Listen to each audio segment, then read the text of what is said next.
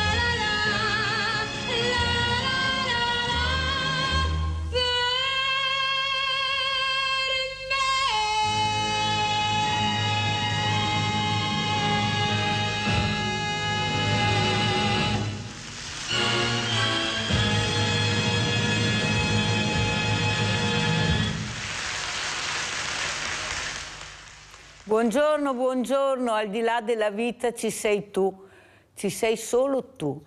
Queste donne che continuano a credere in questi uomini che si fidano. Abbiamo sentito anche l'altro giorno Annika, 4 bambini, mantenere questi ragazzi.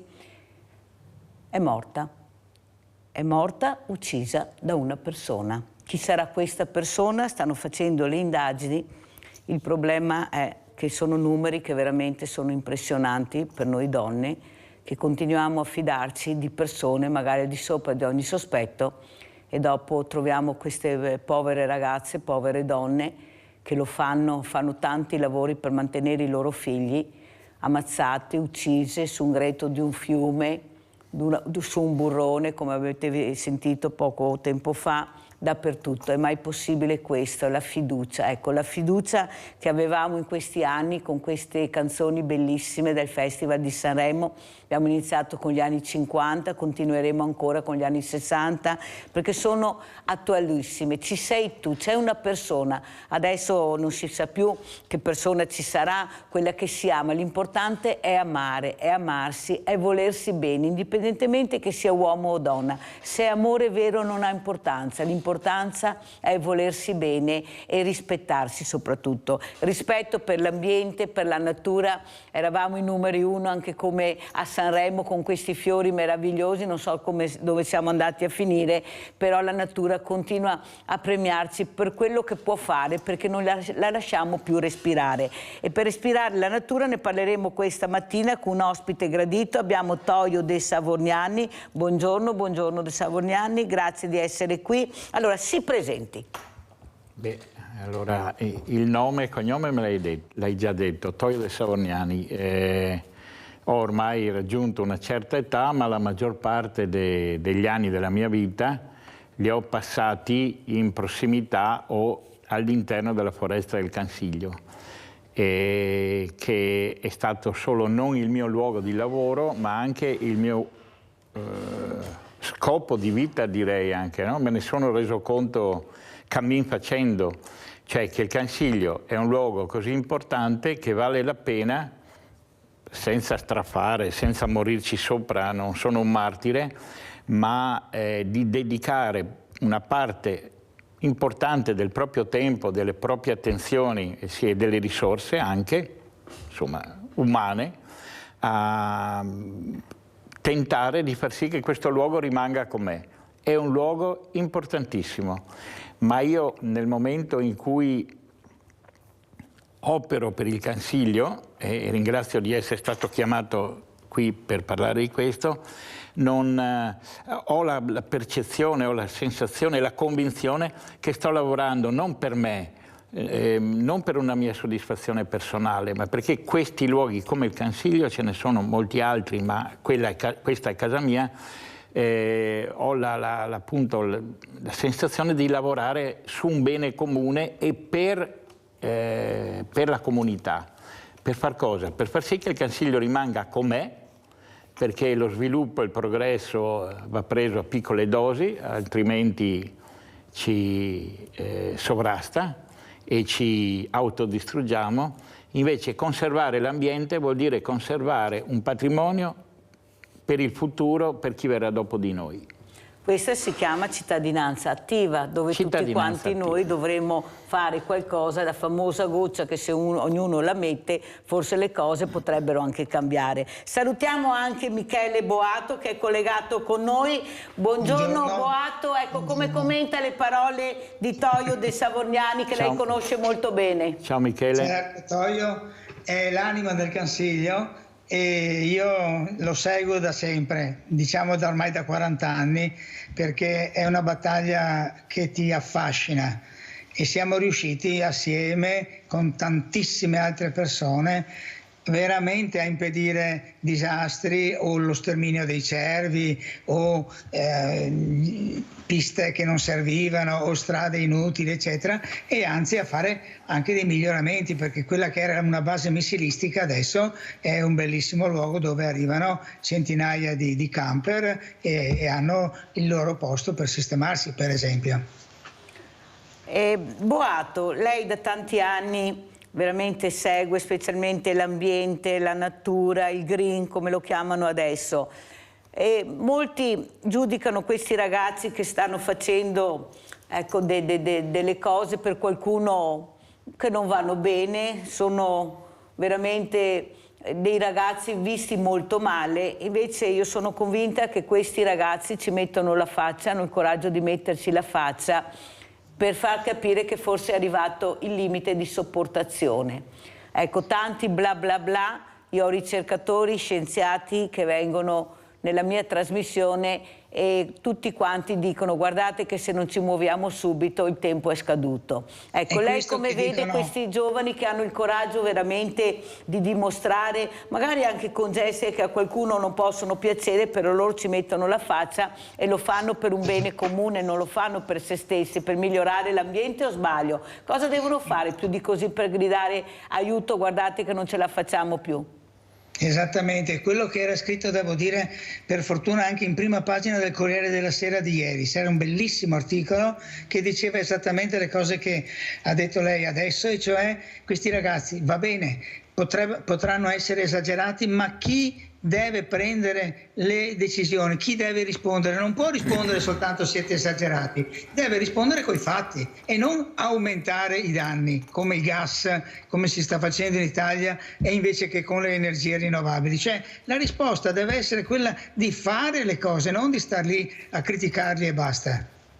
Abbiamo Rinaldo da Venezia, vai Rinaldo. Ciao Mirella e buongiorno ai tuoi ospiti. Buongiorno. È la foresta del Cansiglio. Ed è una foresta non importante, importantissima, perché c'è un polmone verde che abbiamo qua in Veneto, che è una roba stupenda, e ha servito a essere serenissima per far Venezia, e adesso serve per i turisti, per la gente, come questo signor qua, che sa cosa che è il Cansiglio, perché era tutta gente che veniva a lavorare a Venezia, che emigrava, va bene, ma intorno a tutti, perché li conosci Zanon da tanti anni, a parte che ne tanti Zanon, ma gente che ha sempre lavorato, che lega sempre molto bene al suo paese. E adesso lo devo dire a Boato, a Michele, mio figlio è stato con te quando eri professore, Marchi Luca, vabbè, ti devo insegnare non tante robe, di più, perché che piace gli animali, hai un giardino meraviglioso, sono contentissimo. Hai imparato a vivere così, Michele, va bene? Grazie. Hai anche conto della natura, perché tu sei l'unico veneziano che fa la natura, fa i giardini, fa i problemi di Venezia, che ha fatto tanto e non ti sei entrato in politica, va bene, come tuo fratello, però ti sei una gran brava persona. Grazie. Ti saluto, te Troppo e anche buono. il tuo ospite. Ciao Mirella e ti sei in buona compagnia. Ciao, volevo dire, domani a Venezia che sia buona lunga. Esatto. Buona lunga. Non c'è più di veneziani. Un po'. Da 500-600 barche che era. Venezia 1300. Cosa vuol dire? Che 700-800. Gli stranieri. E allora, quando che morremo, i stranieri mi rompe le scatole. Adesso, che ora... De Venezia si fa uso tutti, perché Venezia è il corpo che tira avanti tutto quanto il Veneto. Ciao Mirella e buongiorno ai tuoi ospiti. Grazie Rinaldo. Allora sentiamo come risponde Michele Boato. Beh, che Boato non sia entrato mai in politica è un po' duro a dirlo, no, per dire il vero. Questo è proprio un po' duro a dirlo, che sia entrato in maniera... la politica. Ecco, prego Boato. Però l'ho fatta senza cambiare idee, e questo è il problema, continuando sempre a fare le cose che facevo prima, cioè difendere ambiente, natura e salute. Se la Vogalonga è triplicata, non diciamo che è un male, diciamo che è un bene, perché vanno tutti a remi e questo è importantissimo, però deve rimanere lo spirito della Vogalonga iniziale, che un po' si è offuscato, che è quello appunto di lottare contro il moto ondoso, e questo domani, attenzione, le remiere hanno deciso di farlo, cioè partiranno con 10 minuti di ritardo i veneziani proprio per rimarcare questo impegno verso il comune. Allora andiamo a vedere proprio questo servizio di ieri con la von der Leyen a Venezia, la prima volta che vedeva Venezia, almeno così ha detto, finalmente ha visto la Venezia, direi. La prima tappa è stata in prefettura, è iniziata da qui la visita a Venezia della commissaria europea Ursula von der Leyen stamani in città per intervenire ad un incontro promosso dalla UAV di Venezia sui cambiamenti climatici. Per la prima volta in città la commissaria. Dalla prefettura, in gondola con il sindaco Luigi Brugnaro, la commissaria ha raggiunto Cafarsetti e da qui è andata in giro per la città con il sindaco che gli ha illustrato alcuni interventi. Poi ha raggiunto l'Aula Magna dello UAV, dove ha dialogato anche con Leslie Rocco, direttrice della Biennale di Architettura. L'Europa è con voi. È importante essere qui non solo nel momento attuale, ma anche per aiutare la regione quando ci sarà da ricostruire. Ricostruire significa trovare un equilibrio nuovo con i cambiamenti climatici. Il Next Generation è un piano ad ampio raggio, non solo per i danni di ora. Per l'Italia ci saranno 6 miliardi di euro, ad esempio ripristineremo il letto del fiume Po. Venezia è una meraviglia dell'umanità minacciata però sempre più dai cambiamenti climatici, ha detto Ursula von der Leyen dal palco dello UAV nel suo intervento magistrale, invitando così ognuno a fare la propria parte, pensando soprattutto ai giovani e alle future generazioni. Poi il pranzo della delegazione Cavendramin Calergi, sede del Casinò Municipale di Venezia, la visita alla Biennale di Architettura che ha appena aperto, dove la commissaria europea ha visitato numerosi padiglioni. In particolare si è soffermata al padiglione centrale, quello dell'Ucraina, portando così un forte messaggio di pace, e anche il padiglione Venezia, intrattenendosi amabilmente con alcuni bambini. Abbiamo Maria da Verona. Ciao Maria. Ciao cara, senti tesoro, io ti seguo sempre, ho 83 anni, io ti chiedo una cosa che probabilmente mi è sfuggita, perché tante volte magari mi addormento e non ti seguo. Io volevo, cioè non c'entra niente quello che state dicendo oggi, è quello che volevo sapere io. Io ho 83 anni, ho 40 anni di contributi come si dice, e prendo 520 euro di pensione. Avevano detto che avevano aumentato, hanno aumentato o no?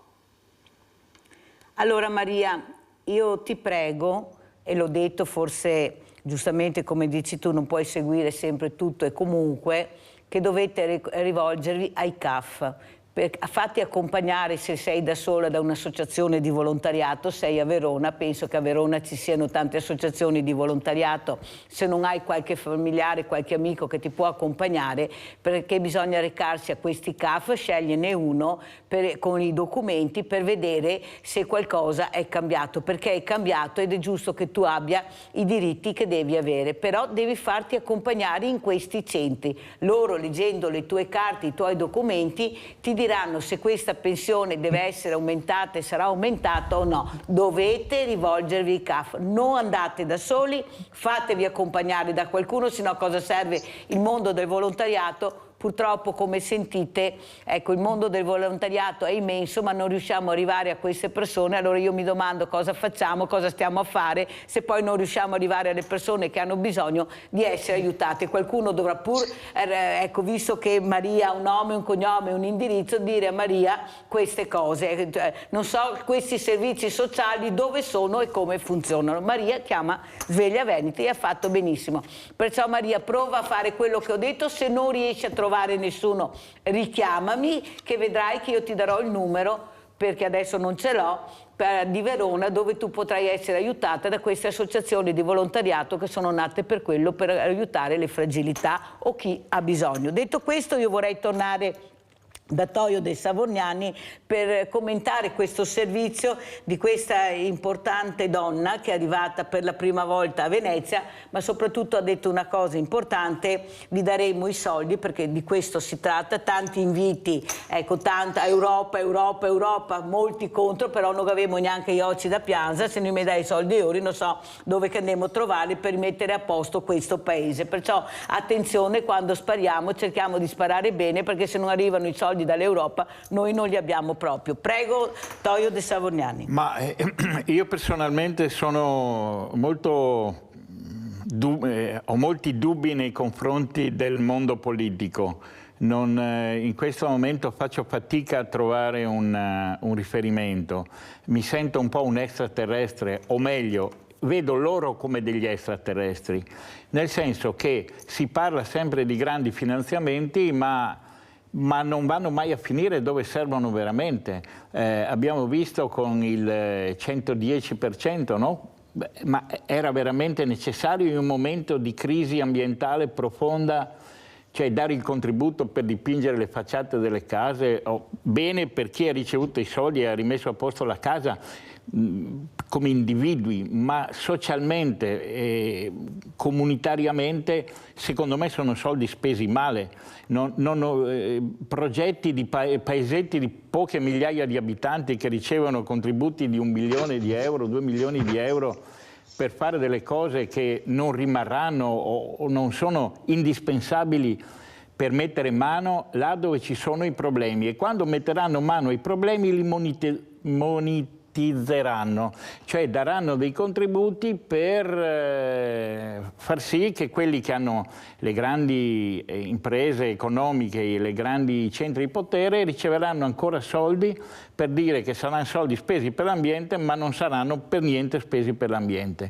Io non vedo andare avanti il fotovoltaico tanto quanto sarebbe necessario. Se io fossi il capo di un governo, in questo momento metterei tutti i soldi per mettere a posto la rete di distribuzione dell'acqua, che deve restare pubblica, o dovrebbe, anche se tentano una volta alla settimana di privatizzarla nei modi più tortuosi e burocratici che la gente non capisce, ma poi alla fine si ritroverà con l'acqua magari non più pubblica. Andrebbero messi soldi per produrre energia pulita, quindi dal sole. Il sole è sempre dimenticato, dovrebbe essere l'80% e magari invece è il 20%, e ci arriveremo con grande ritardo. Quindi io non so se chi metterà a posto il Po. Non si parla mai che manca l'acqua nei fiumi perché viene usata male, ad esempio in un'agricoltura sprecona di acqua, ma che mettano i contributi magari per aiutare gli agricoltori, ma non i più grossi, anche i piccoli, a utilizzare meglio l'acqua. No, si spenderanno milioni di euro per mettere a posto il Po. Abbiamo visto l'Emilia Romagna allagata, ma quanti ci hanno spiegato che continuano a estrarre acqua e gas e c'è stata una subsidenza, cioè in Emilia Romagna? Perché non va più fuori l'acqua? Non ce lo dicono mai. Perché hanno abbassato di metri il piano? 4 metri. 4 metri, ecco, 4 metri e dicono che sembra un danno ambientale, una causa del cambiamento climatico, e ancora per fortuna nessuno ha detto natura assassina, no? Ma non si mettono mai in rilievo le vere responsabilità umane. E Venezia, che anche quella va sotto acqua molte più volte di un tempo, ecco, anche lì, anche nella nostra parte, nel Veneto, nella parte di pianura ci sono questi problemi e continuano a chiedere le estrazioni di gas e noi non sappiamo quanta acqua ancora si estrae dalle falde, che è come una specie di materasso che viene tenuto su da gas e acqua e noi li usiamo entrambi e va giù. E poi cosa facciamo? Spendiamo miliardi di euro per fare opere come il Mose, che abbiamo visto, la montagna ha partorito un topolino, sono saltati i presidenti di regione, sono saltati i più grossi imprenditori, ma sono lì che fanno, chi è sopravvissuto è lì che fa la sua vita tranquilla, senza aver pagato veramente un debito alla comunità che hanno danneggiato. E adesso qualcuno starà facendo danni che capiremo fra 20 anni e 30 anni. Quindi il problema dei grandi finanziamenti che vanno a finire sempre nelle mani sbagliate. Bisognerebbe che i finanziamenti fossero utilizzati veramente dove servono e questo io non lo vedo. Hanno ragione i ragazzi a protestare, purtroppo c'è una non par condicio, per cui qualcuno ha rubato miliardi di euro, ha fatto grandi danni, ne parlano un po' i giornali e poi non se ne ricorda più nessuno.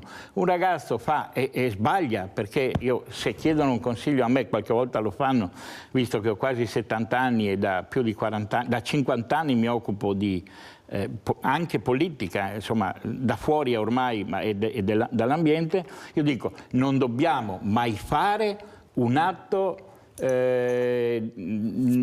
illegale, perché nel momento in cui facciamo un atto illegale, anche minimo, anche dimostrativo, noi immediatamente finiamo sui giornali come terroristi. Anche per tornare al mondo naturale, muoiono decine di migliaia di persone solo in Veneto, magari in Veneto, in Italia all'anno, per problemi respiratori legati all'inquinamento. Sembra che ci siano 500.000, anche perché è difficile avere i dati. Chi ha mai distribuito i dati della subsidenza del territorio in Emilia Romagna? Beh, chi ci dice quanti morti in Europa, in Italia, in Veneto da inquinamento dell'aria, su cui bisognerebbe mettere mano? Non ce lo dice nessuno. Basta che un orso uccida una persona, ed era una mamma orsa che probabilmente per caso sfortuito il ragazzo, che mi dispiace moltissimo per l'incidente, correva con le cuffiette e è andato di corsa incontro alla mamma orsa che si è sentita in pericolo per i piccoli ed è successo quello che è successo. Ma basta un orso che uccide una persona e elimineremo un mucchio di orsi. Muoiono decine di migliaia di persone per l'inquinamento, non parliamo degli incidenti stradali o in autostrada, controlli molto bassi. O sul lavoro, perfetto, sul lavoro è ancora più grave, non ne parla nessuno. Va tutto bene, i poteri forti non vanno toccati. Una in par condicio a cui bisognerebbe metter mano. Sì, è vero di Savorgnan quello che dice, mi trova perfettamente d'accordo su tutto quello che ha detto. Quello che però io ribatto è che non abbiamo più la forza di protestare, ce l'hanno tolta. Hanno tolto le preferenze in maniera che sono le segreterie dei partiti che decidono chi mettere su posti di prestigio importantissimi, persone non elette che ricoprono dei ruoli importanti, ma almeno fossero competenti andrebbe anche bene. Il problema è che non sono neanche quello. Perché? Perché sotto a tutto questo c'è la parola business. Si deve solo fare business. Chi se ne frega della salute? Chi se ne frega dell'acqua? Chi se ne frega del cielo, dell'aria? Io devo fare in qualsiasi momento business. Tanto è vero che i soldi arrivano per le strutture e non per i servizi alla persona, tipo come ha telefonato Maria da Verona. 7.000 persone, 7.000 associazioni di volontariato, e dopo abbiamo Maria, e non solo Maria, che chiama Sveglia Veneti, che dice: io sta pensione, ma è giusta, non è giusta? Nessuno si preoccupa dei diversamente giovani che hanno lavorato, sacrificato, e se siamo diventati così bravi, belli e buoni, lo dico tutte le mattine, è merito loro, quei sacrifici che hanno fatto, e si ritrovano con 400 euro di pensione perché la politica ha deciso di premiare solo i politici, i parassiti, quelle persone che non producono e che vanno in pensione o hanno dei stipendi astronomici senza fare niente, senza produrre. Ma Boato, un paese può reggere sul 30% che veramente produce, il 70% che mangia? Boato? Io volevo tornare un secondo sull'Emilia Romagna, perché mi preoccupa moltissimo che non si capisca che cosa bisogna fare. Allora, in questo momento, anche ieri la Presidente dell'Europa ha detto: vi portiamo altri 6 miliardi, cioè usate 6 miliardi invece che usarli male, usateli per questo. Ma per fare che cosa? Mario Tozzi, che conosciamo, insomma, un geologo, uno dei pochi che dice queste cose ancora pubblicamente, che ha pubblicato ultimamente anche su giornali locali un suo intervento, ci segnala come, anche guardando solo dall'alto, non si vede solo la subsidenza, quella che riportava Toio, cioè 4 metri di abbassamento del territorio in provincia di Ravenna a causa dell'emungimento di gas che vogliono continuare ad aumentare, ma i fiumi costretti in argini impossibili, in canali artificiali, stessa cosa che era successa in Liguria qualche anno fa, stessa identica cosa, spesso addirittura coperti o stretti, che devono invece essere riportati, si dice con una brutta parola, rinaturalizzati, meglio sarebbe dire rinaturati, basterebbe, come è stato fatto molto in Germania. Attenzione, perché su questo al nord, ma soprattutto in Germania, da 20 anni stanno lavorando per ridurre i disastri che faceva il Danubio, che faceva il Reno, insomma i fiumi li hanno fatti anche lì i disastri, ma a un certo punto hanno capito che bisogna convivere con dei fiumi che in ogni momento potrebbero aumentare, perciò ci deve essere la possibilità di espandersi in zone che normalmente vanno coltivate, ma che, salvo dare dei contributi ai contadini, cosa che abbiamo visto fare una volta adesso, questa volta per salvare Ravenna, l'avete visto, l'hanno fatto una tantum, tagliando un canale e portando l'acqua in agricoltura, e hanno salvato Ravenna. Questo è stato importantissimo, questo episodio. Questa cosa deve essere normale, perché i fiumi così sono nati. L'unico fiume che è rimasto così è il Tagliamento, che non esonda mai, mentre tutti gli altri fiumi, compreso la Piave nella zona bassa di San Donà, sono stati stretti e invece devono essere riallargati a monte soprattutto. E pensiamo allo sbaglio enorme fatto dopo il fatto del Vajont, la zona industriale di Longarone costruita nuovamente nel greto del fiume. Così quando ci sarà la prossima piena, speriamo mai, della Piave, quella zona sarà di nuovo alluvionata. Dobbiamo cioè avere una sensibilità preventiva, non solo i danni, che saranno sempre peggiori se non si prevengono pensando in questi termini, cioè avendo un rapporto diverso con la natura, in particolare in questo caso con i fiumi. Scusa Boato, però deve rispondere anche alla mia domanda. Perché tutto questo? Perché tutto questo? Guarda, c'è una società che non si capisce, non si capisce. Stando sull'argomento, ma legandolo alla tua domanda, sottolineava un esperto che tutti questi danni che abbiamo di fronte avvengono con questa situazione. L'1% della popolazione mondiale, 63 milioni su 6 miliardi, insomma 63 su 7 ormai, la parte più ricca emette il 15% di gas serra. 3 miliardi, cioè la metà, gli altri ne emettono il 7%, cioè la metà della popolazione del mondo emette metà di quello che emette l'1%, cioè è tutta la società costruita, e il Covid ha aumentato, non ha diminuito questa situazione, con una concentrazione di ricchezza verso l'alto e un aumento della povertà, al limite della povertà o addirittura miseria, della metà della popolazione mondiale. E in Italia abbiamo un pezzo anche di questa. Non è l'Italia tra i paesi mediamente più poveri del mondo, ci mancherebbe altro, questi sono l'Eritrea, la Somalia eccetera, ma dentro l'Italia c'è un pezzo del 20% che non ce la fa a sopravvivere. Pubblicità.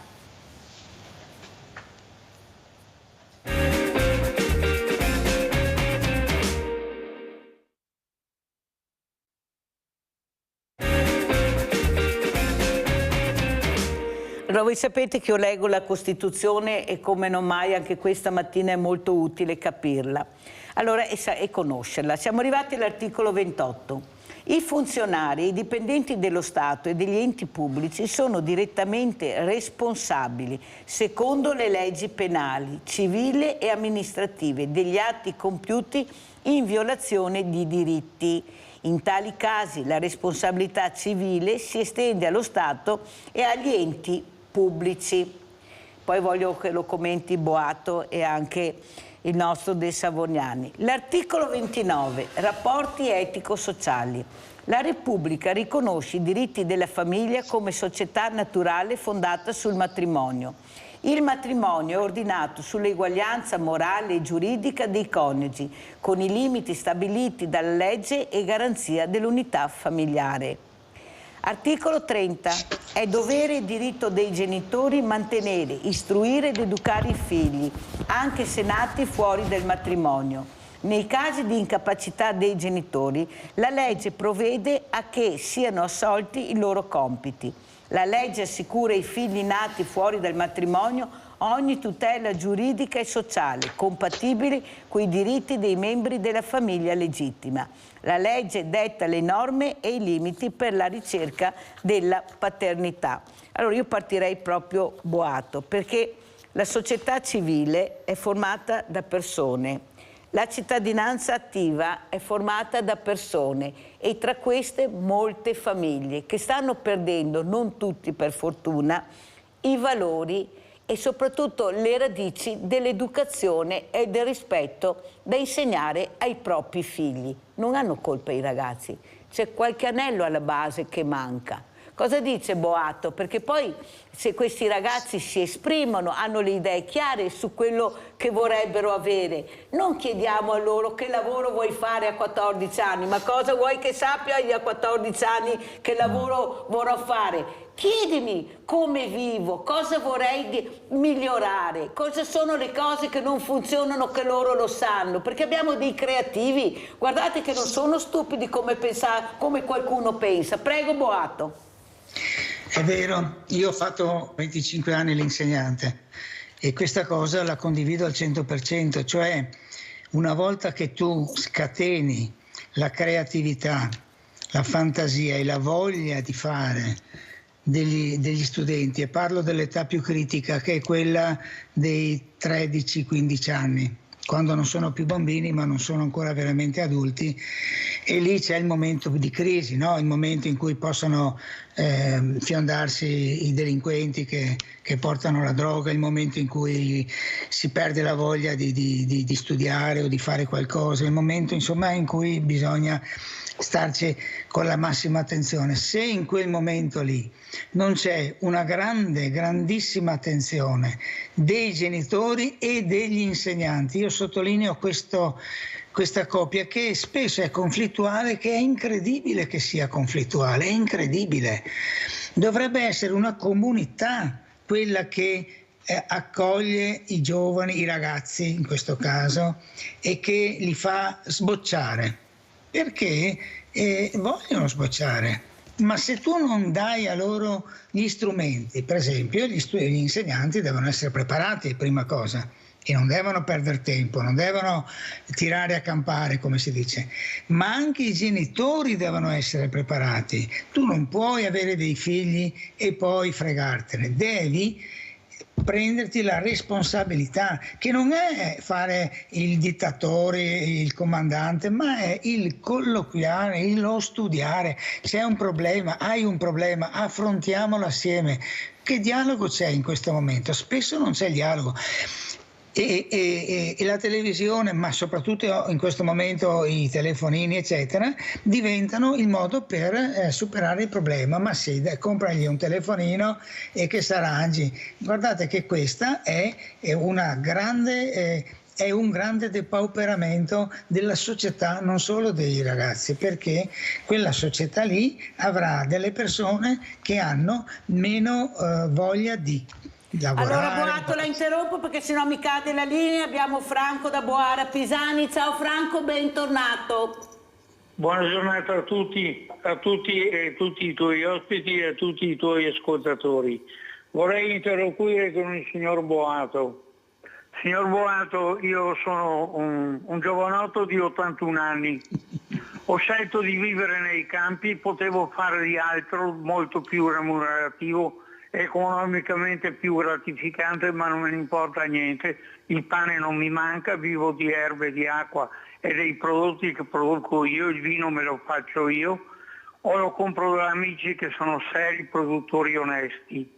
Allora per quelli vorrei chiamarli imbecilli, ma li chiamo proprio imbecilli, che non capiscono e non si sono accorti dei cambiamenti climatici, voglio dire quanto segue.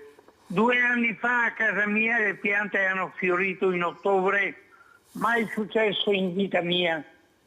Fioriture anomale in ottobre e novembre. Io vado in Umbria per cose mie, avendo 81 anni le dico che ci vado da 50 anni. Allora in Umbria e nell'Abruzzo cominciamo la raccolta delle olive a inizio invaiatura da Santa Caterina. Qui da noi altri si dice da Santa Caterina e già sulla piscina, oppure a Chioggia dicono da Santa Caterina meglio una canocchia che una gallina. Adesso le raccolte delle olive sono anticipate di 1 mese esatto per motivi climatici. Queste bombe d'acqua io non me le ricordo mai 40 anni, 50 anni fa, erano rarissime, ora sono soventi. Abbiamo questi tropicali a Chioggia hanno cominciato a pescare con i pesci tropicali. È tutto cambiato e qualcuno si permette di dire che non ci sono cambiamenti climatici. Io sto sciorando l'erba dei prati di casa mia. Adesso a giugno, ora, quando che invece il foraggio si chiamava il maggengo di maggio, e a quei signori poveretti di mente voglio rendere presente che quelli che mangiano i zucchini a novembre e le ciliegie a gennaio e l'uva a febbraio sono complici e colpevoli di quelli che stanno rovinando la natura e la nostra vita e quella dei nostri figli e nipoti. Buona giornata e scusa del disturbo. Grazie a Franco. Allora, prima di rispondere con Boato vorrei anche parlare, visto che abbiamo parlato di prati e di natura, domenica 28 maggio cosa succederà perché il tempo corre e dobbiamo parlare ancora di tante cose. Cosa succederà dei Savorniani domenica 28 maggio? Abbiamo anche la locandina, la facciamo vedere. Eccola qua, la tengo io, così lei parla, così le inquadrano bene. Prego. Domenica 28 maggio in Cansiglio viene aperto per la stagione estiva il Giardino Botanico Alpino Lorenzoni. Mirella ha parlato prima di cittadinanza attiva. Bene.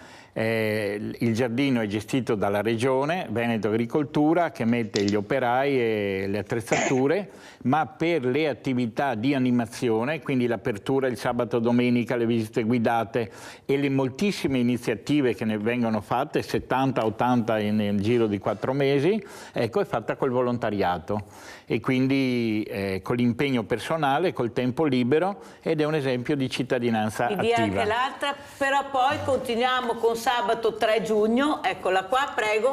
E una delle tantissime attività c'è l'uscita con il Francesco Mezzavilla, esperto che abbiamo avuto ospite la scorsa settimana. Che era qua la settimana scorsa, esperto di avifauna, che conosce anche lui il Cansiglio, ha fatto delle ricerche importantissime, quindi ha dedicato moltissimo tempo e accompagnerà la gente per scoprire con i richiami artificiali se rispondono, solo per sapere se ci sono i rapaci notturni.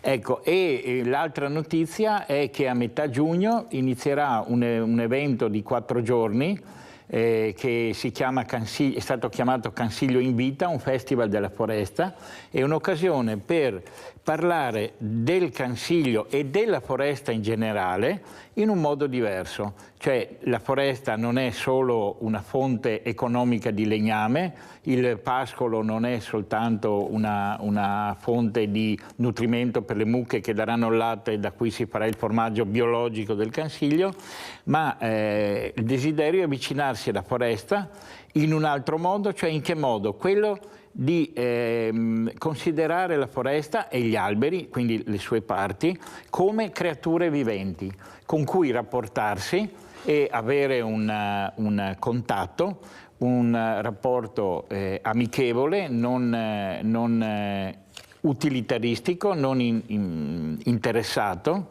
e con moltissimi eventi di accompagnamenti. Molti saranno gli accompagnati dai malati oncologici agli anziani, ai bambini, ai disabili, e così via, ma ci sono anche molte iniziative, diciamo così, innovative per il Cansiglio, come il bagno di foresta, che è una pratica giapponese vecchia di secoli e secoli, ma che noi impariamo a conoscere da poco.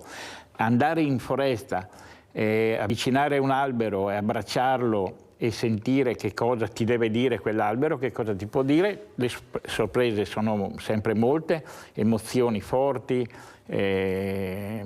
intuizioni, ma anche stare bene, quindi vedere la natura come un luogo importante nel quale sentirsi bene.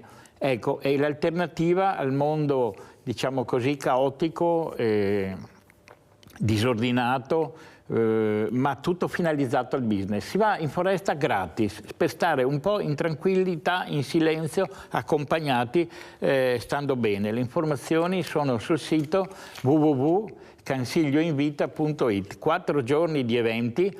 La cosa importante, anche tra le varie cose, è che sono abituato a dire quegli stupidi che abbracciano gli alberi, no? Sembra una pratica quasi da...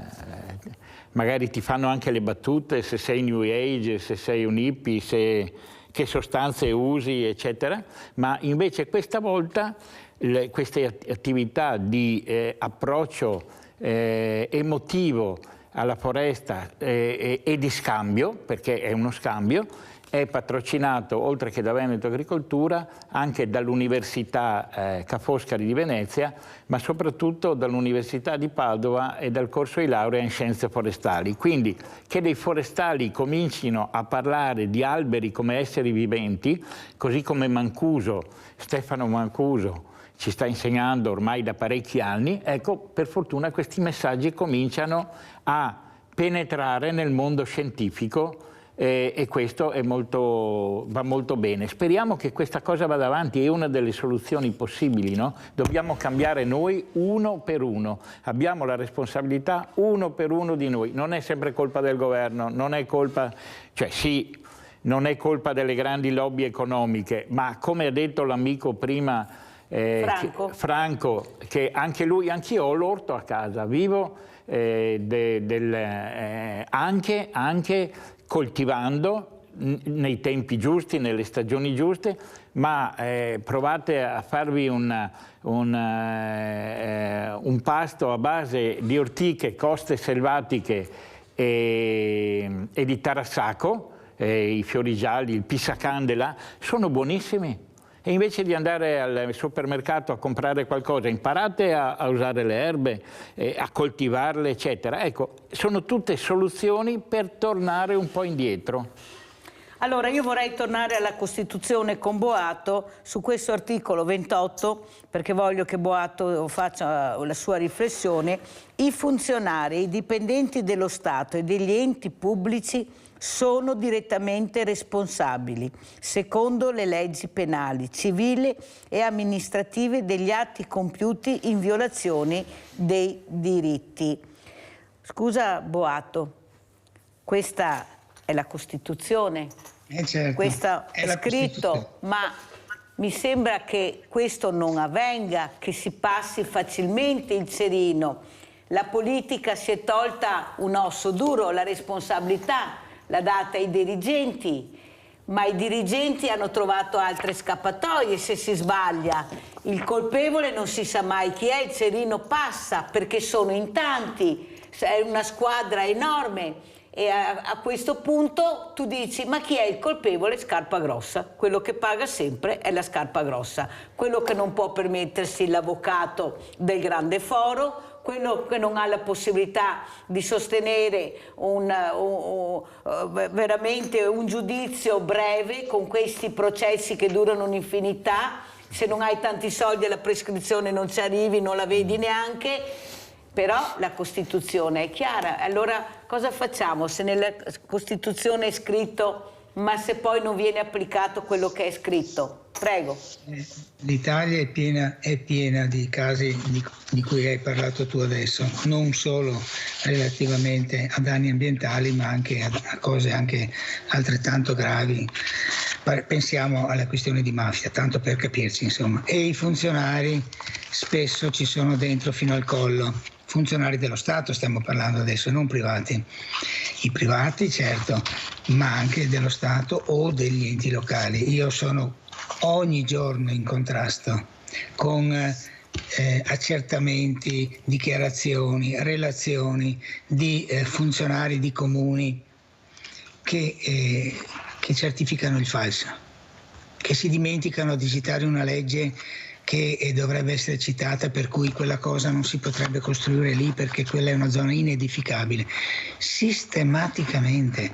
E cosa fanno le persone o noi gli ambientalisti? Ricorrono al TAR o alla magistratura, e troppo spesso la magistratura o non risponde, dimentica, o addirittura chiede il parere agli stessi che hanno fatto il danno. Dice ma è vero che voi state costruendo dove non si potrebbe, avete autorizzato? E loro dicono no, assolutamente, è tutto in ordine, vede, e citano ancora alcune cose ma non le altre che impedirebbero. Questo purtroppo succede in tantissimi luoghi e non è solo questione di mafia, appunto, è una questione di consuetudine. La consuetudine è un po', diciamo, medievale, che chi ha il potere in mano, bene o male, se la cava sempre e può fare il prepotente. Ecco, io credo che la cittadinanza attiva dovrebbe alzare molto lo sguardo, molto le orecchie, molto gli occhi su queste cose e trovare, ahimè è difficile, anche dei consulenti tipo avvocati, geologi, ingegneri, urbanisti che possano aiutare senza strozzarti, senza portarti via la camicia, possano aiutare i cittadini a difendere i loro diritti. È molto difficile. Allora Boato, il San Marco non può essere venduto, lo dice e lo impedisce la Costituzione che abbiamo letto. Però tutto tace, tu silenzio assoluto, non si sente più parlare di questo importante. Mirella, questo è stato un caso esemplare, esemplare, in cui abbiamo dovuto andare da un ex presidente della Corte Costituzionale per farglielo capire. Paolo Maddalena. Perché abbiamo dovuto fare questo. Spieghiamo di cosa stiamo parlando, perché la gente a casa deve anche capire cos'è il San Marco. Beni demaniali come l'ex albergo San Marco e tutti gli altri beni che stanno in Cansiglio, che sono tutti beni demaniali, tutti. Perché è demanio, anche se c'è una casa, c'è stato soltanto il diritto di superficie eventuale per costruirla, ma senza avere la proprietà completa di quella casa, cioè quella casa è lì, tra virgolette, in maniera provvisoria, puoi usarla, ma sta sul demanio. Siccome il demanio non si può né vendere né usucapire, cioè nessuno può dire è diventato mio perché da 20 anni lo uso io, no, non si può. Il demanio per Costituzione è un bene inalienabile. Ebbene, noi abbiamo dovuto metterci 20 anni perché finalmente la Regione Veneto capisca questa cosa, e perciò si è impantanato questo tentativo continuo di venderlo al minor degli amici eccetera, e in questo momento non stanno ancora facendo niente perché il giochino gli si è rotto in mano e non hanno il coraggio di dire avevate ragione voi, diamolo a chi lo prende in affitto, diamolo a chi lo risana, diamolo a chi lo rimette in funzione, cosa che esiste da 15 anni e lo sapete perché lo abbiamo detto anche in una scorsa trasmissione. Esistono queste proposte e addirittura i funzionari dicono all'assessore che non esiste nessuna possibilità di questo genere, mentre esiste benissimo. Non voglio dire qui i nomi perché non è il caso, ma c'è una grandissima responsabilità non solo dell'assessore o del presidente, ma anche dei funzionari che per primi dichiarano il falso. Sentite quanto importante è leggere anche la Costituzione e capirla. Allora salutiamo Toio De Savorgnani, salutiamo anche Michele Boato per essere stati con noi. Prego Toio. Sì, allora mi ricollego a quello che è stato detto adesso e che ha detto anche Michele. Purtroppo sembra che l'alternativa sia vabbè, non me l'avete lasciato vendere, tutto lo sfascio, e lì recintato nel giro di qualche anno diventerà un rudere che probabilmente demoliranno, anche se non è una proposta di ambientalisti, cioè dovremmo occuparci di più ancora degli argomenti naturalistici, ma siamo stati noi a fare la proposta. Perché non usare i soldi del PNN, maledetto R, che sono sprecati in una maniera vergognosa, ad esempio in Cansiglio, per trasformare il San Marco in una clinica del bosco? Addirittura io ho accompagnato personalmente il professor Berrino, il mitico Berrino, in Cansiglio, e lui ha detto sarebbe un posto ideale per portare i malati oncologici a recuperarsi durante la chemioterapia, dopo la chemioterapia, è il luogo ideale, ma non c'è un posto dove ospitarli se non i piccoli agriturismi eccetera. E allora ricordo a chi se l'è dimenticato, a chi pensa solo agli imprenditori, a chi pensa al gigantismo economico e basta, che un'area come il Cansiglio, che è un'area SIC e ZPS, sito di interesse comunitario, rete Natura 2000, se solo chiedessero i soldi glieli darebbero subito, perché la legge dice, europea, che queste aree SIC e ZPS hanno la precedenza assoluta al finanziamento su tutto il resto, ma o niente, o si fa un albergo di lusso per Siori, che magari vorrebbero arrivare anche con l'elicottero. O un megacentro di strutture che non si sa chi ne guadagnerà. In senso, qua lo dico in senso critico, non come andare nel bosco a piedi, magari scalzi abbracciando gli alberi, ma un centro wellness e fitness che fa rima con business ci sta benissimo. Allora non si chiedono i soldi. Pensate a un albergo in Cansiglio, una struttura, una clinica del bosco dove poter ospitare i malati oncologici e dimostrare che il bosco fa bene, la foresta guarisce. Non potrei dirlo io perché so che i medici ti saltano subito addosso, gli scienziati, i ricercatori, ma adesso faremo i bagni di foresta assieme all'università, Quindi sta cambiando qualcosa, ma i politici ancora pensano che si possa fare solo business. E cos'è che propongono per il Consiglio? È l'ultima frase, un nuovo caseificio. Ce ne sono già 3 nell'area, non serve a niente, ma qualcuno sta pensando di prendersi il Consiglio per farne una struttura ancora più grande dal punto di vista economico, magari per piazzare dei formaggi, peggiorando la qualità, ma perché bisogna far business. Basta con il solo business. Grazie a Toio De Savorgnano, grazie a Michele Boato. Pubblicità.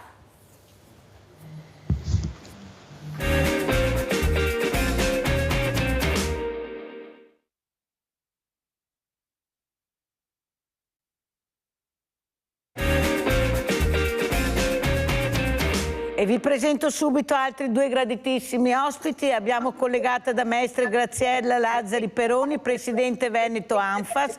Grazie Graziella di essere qui con noi. Abbiamo collegato da Conegliano il dottor Paolo Bonanni, Direttore Unità Operativa Complessa di Epilessia e Malattie Rare, Associazione La Nostra Famiglia Polo di Conegliano e Pieve di Soligo. Grazie anche a lei, dottor Bonanni, di essere qui questa mattina per parlare veramente di che bisogna fare rete, fare squadra. Voi ce la state mettendo tutta, purtroppo noi dobbiamo ancora capire che forse le associazioni devono essere più unite, devono fare più squadra, soprattutto per aiutare le fragilità.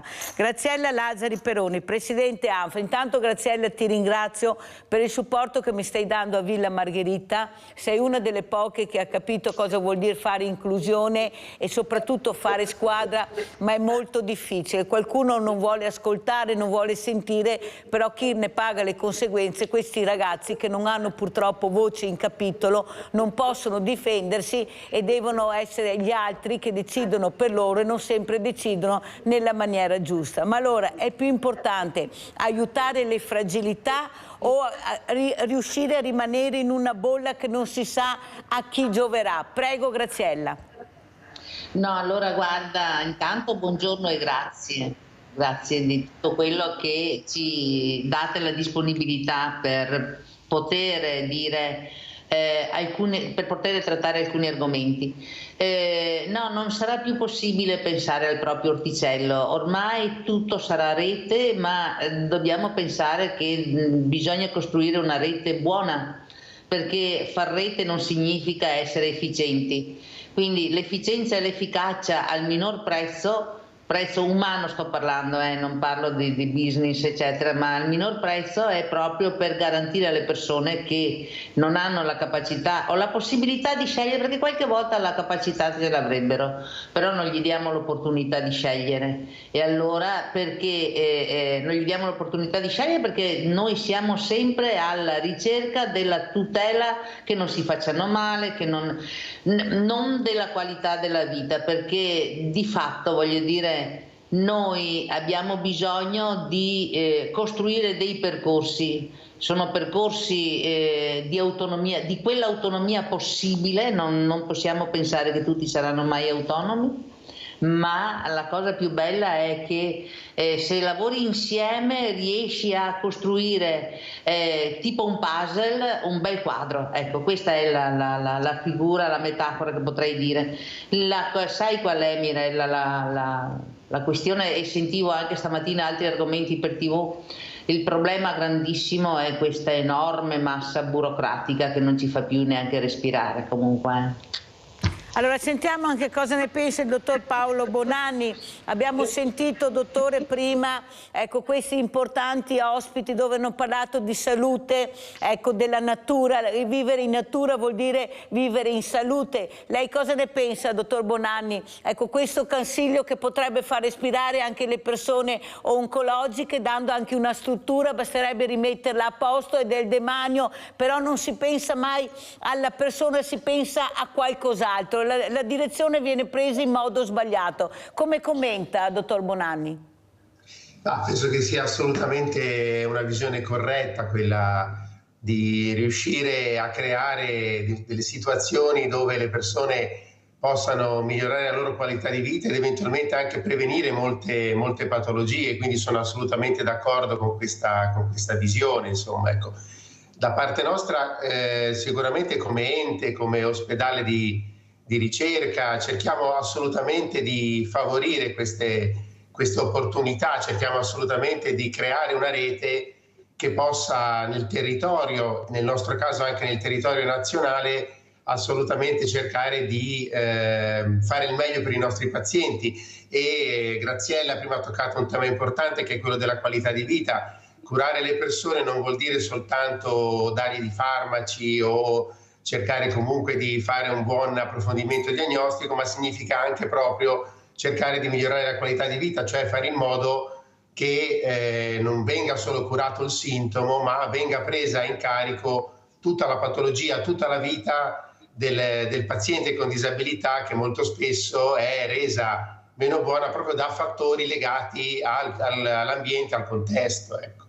Dottor Bonanni, è vero questo, però è anche vero che noi abbiamo la fortuna di avere a disposizione, fortunatamente viviamo in un territorio meraviglioso dove potremo accompagnare in questi percorsi molto importanti che non sono divisori, sto parlando di inclusività, ecco, all'aperto, ecco, queste persone vivere quasi in comunità, eppure non si fa, ognuno rimane nel proprio angolo, rimane con il proprio tempo a disposizione, con le proprie regole, con i propri contratti di lavoro. Però c'è un mondo del volontariato che sta cercando di aprirsi, però con molte difficoltà, perché come diceva giustamente prima il nostro ospite Toio De Savorgnani, il business è da un'altra parte. A me non interessa il bene del ragazzo, a me interessa quello che posso ricevere in quel determinato posto, la visibilità che ho io, non quello che sta bene al ragazzo. Io mi sono sentita dire, dottor Bonanni, che è troppo freddo per portare fuori queste persone, è troppo caldo, ci sono le zanzare. E io allora ho detto, guardate che quando io ho intervistato questi ragazzi e queste persone, quelli che riuscivo a intervistare, mi sembravano felici, contenti. Ma non è mica così, dicono una cosa ma ne fanno un'altra. Capisce, dottor Bonanni, che io faccio fatica, perché hanno formato una bolla, hanno formato la famosa congrega tra di loro, e perciò tu non riesci a bucare questa bolla e dire guardate che io sto cercando e stiamo cercando di fare il bene dei ragazzi. Veniamo a prenderli, il trasporto costa troppo, ma chi se ne frega, lo paghiamo, vediamo, abbiamo associazioni di volontariato che hanno pulmini fermi che nessuno li chiama, vediamo, non si può. Allora capisce che anche queste famiglie che hanno questi problemi, sto parlando di ragazzi con malattie rare, che guardate ce ne sono veramente di devastanti nel vero senso della parola, hanno dovuto rimboccarsi le maniche, fare squadra tra di loro, cercare di capire come possono aiutarsi. Ecco, sono alcuni familiari, ma gli altri familiari, dottor Bonanni, quelli che non sanno e non vogliono fare questo, ecco, come facciamo ad arrivare a loro? Perché voi siete la scienza, la ricerca, la tecnologia, la cura, ma questo ragazzo ha bisogno poi che qualcuno lo accompagni, o sbaglio? E poi sentiremo anche Graziella Lazzari. Prego, dottore. No, ha assolutamente ragione, questo noi ci scontriamo tutti i giorni con queste problematiche ed è molto difficile risolverle, insomma, ecco.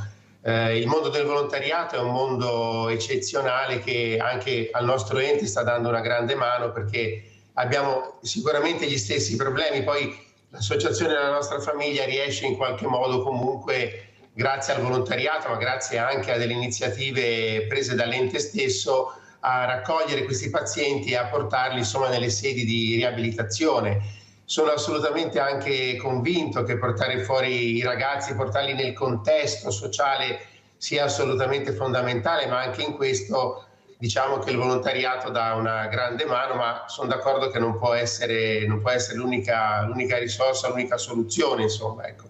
Anche qui tutti gli enti che diciamo partecipano a questo tipo di riabilitazione devono assolutamente mettersi in rete e aiutarsi a vicenda per cercare proprio di fare il bene di questi gruppi di persone. Lei ha citato le malattie rare che possono essere veramente devastanti.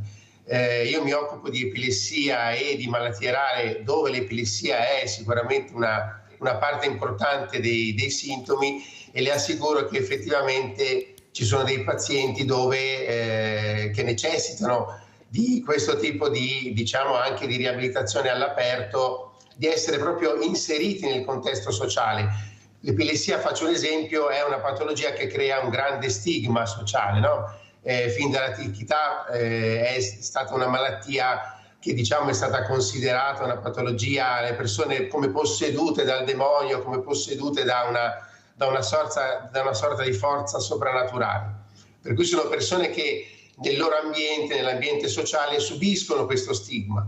Per cui riuscire in qualsiasi modo a portarle fuori, a portarle a fare la spesa, a portarle al bar a prendere un caffè, sono tutte cose che migliorerebbero moltissimo la loro qualità di vita, soprattutto quando, diciamo, gli aspetti soprattutto cognitivi non consentono a queste persone di avere una vita autonoma. Abbiamo Pierino da Padova, vai Pierino, ciao. Buongiorno a tutti voi, volevo a tutti i vostri ospiti. Volevo sapere una cosa che ce l'ho qua sulla gola, che non ho mai riuscito a prendere la trasmissione. Volevo sapere, siccome che a Venezia non si può vendere niente, perché hanno venduto l'isola a Edorgan, un'isola di Venezia? Vi ricordate che è stata venduta un'isola a Edorgan? Sta vendendo delle isole. Non solo. Sì, ma perché erano vendute e non si può vendere niente? Buongiorno, grazie. Grazie Pierino, grazie della telefonata e della riflessione che ha fatto, perché come ti dicevo prima il cerino passa sempre, non sa mai cosa succede, perché succede chi ha permesso questo. Allora Graziella, come vuoi commentare le parole del dottor Bonanni? Graziella Lazzari. Tant'è vero che è quello che facciamo noi. Per noi, difatti oggi i nostri ragazzi stanno facendo un torneo di calcetto, quindi non ci spaventa il fatto di portarli fuori, e il progetto soprattutto della 739 che ho voluto ai tavoli della Regione Veneto, con le unghie e con i denti sono riuscita a portarmela via, che è un'alternativa al centro diurno, è fatta proprio per dare la possibilità di inserimento nell'ambiente circostante, quindi nella società in cui viviamo, diciamo in quel luogo di prossimità dove le persone, i nostri ragazzi vanno a fare occupabilità. Difatti se tu vieni nei nostri centri di mattina non c'è nessuno. Assolutamente nessuno.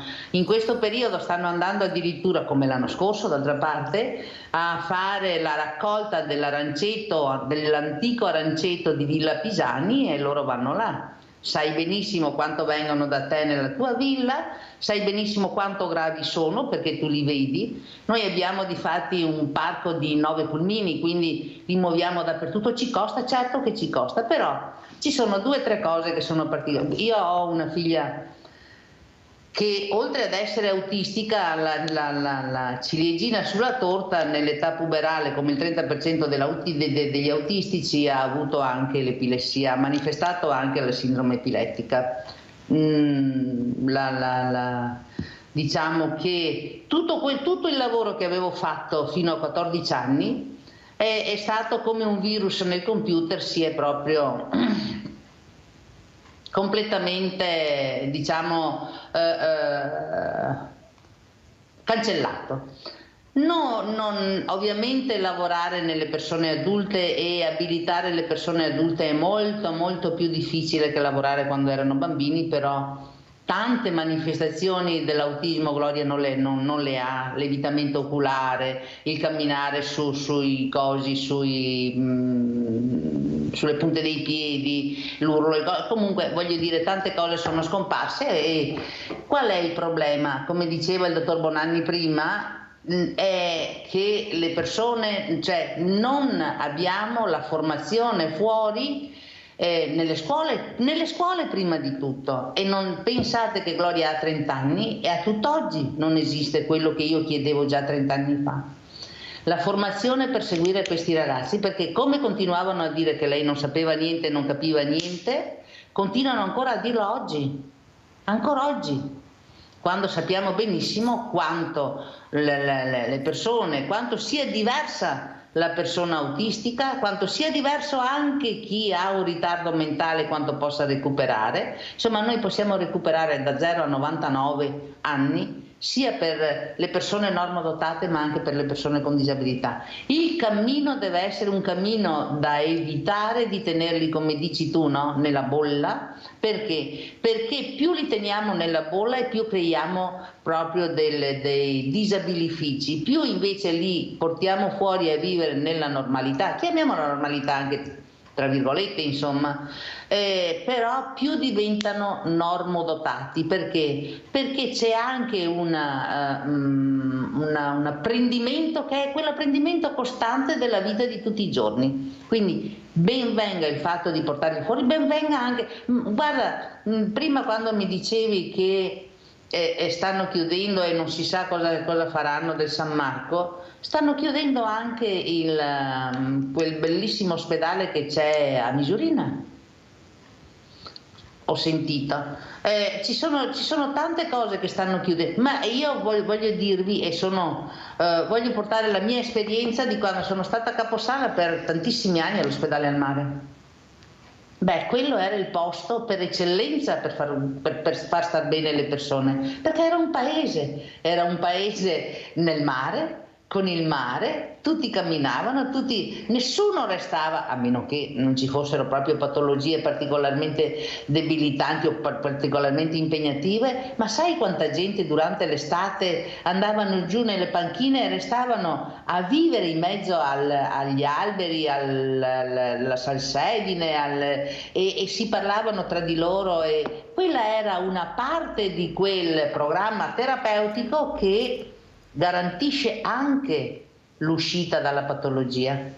Pensate quanto è stato negativo il lockdown, no? Abbiamo dovuto farlo ed è vero, ma quanto è stato negativo, a parte per mia figlia che a lei è andata benissimo perché sta bene da sola, però lei ha una patologia, ma per tutti noi quanto è stato deleterio. Allora pensiamo, magari ci fosse un recupero. Voglio dire 2 parole sul volontariato e poi mi taccio. Il volontariato, con la riforma del terzo settore, non possiamo più avere volontariato occasionale. Devono garantirti la presenza costante, devono darti le disponibilità di quando vengono o i giorni che vengono. Perché?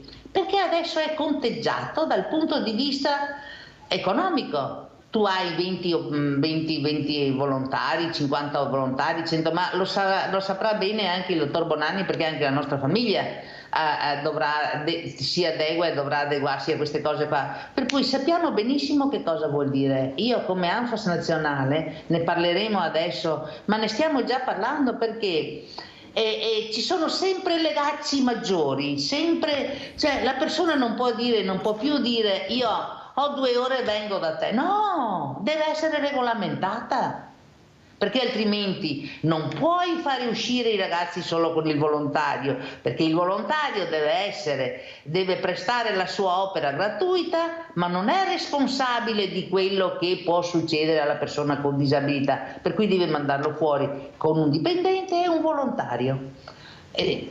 Guardate che non è così semplice, non è così facile, e ce la intortano sempre peggio. È vero quello che stai dicendo, perché c'è un altro obiettivo, io lo sto controllando, stanno cercando di passare anche sopra le fragilità per un business che non sapremo chi lo avrà e chi ne beneficerà. Però se arrivano a questo vuol dire che abbiamo passato il limite del limite. Dottor Bonanni, come commenta queste parole, veramente queste parole che vengono dal profondo del proprio cuore di Graziella Lazzari Peroni, che parla così perché l'ha provato sulla sua pelle, lo sta provando, siamo completamente fermi, cambiano nomi, strutture, leggi, ma noi siamo fermi, mi sento dire le cose che mi dicevano 30 anni fa. Prego, dottor Bonanni.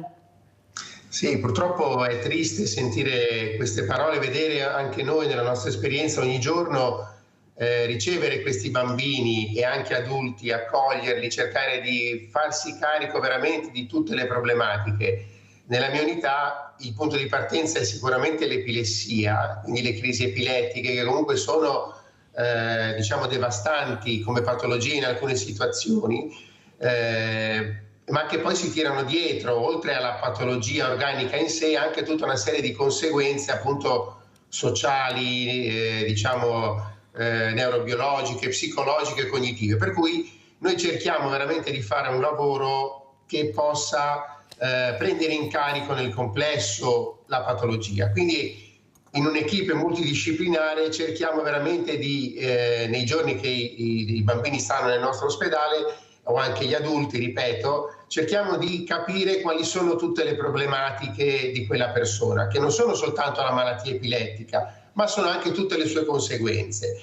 Di fatto alla fine creiamo un piano riabilitativo che purtroppo molte volte, per quello che diceva Graziella, cade nel vuoto, nel senso che poi a livello territoriale non riusciamo, territoriale che può essere il territorio del Veneto, ma avendo noi pazienti un po' da tutta l'Italia, può essere anche il territorio nazionale, quindi sicuramente è una situazione molto a macchia di leopardo. In alcuni casi riusciamo a collaborare col territorio, quindi ad applicare il piano riabilitativo che noi abbiamo stilato per quella persona, ma in moltissimi casi purtroppo non riusciamo ad applicarlo, quindi da lì viene anche una grandissima frustrazione, perché il lavoro che noi facciamo qui sicuramente non viene del tutto atteso poi dopo dalle strutture riabilitative locali.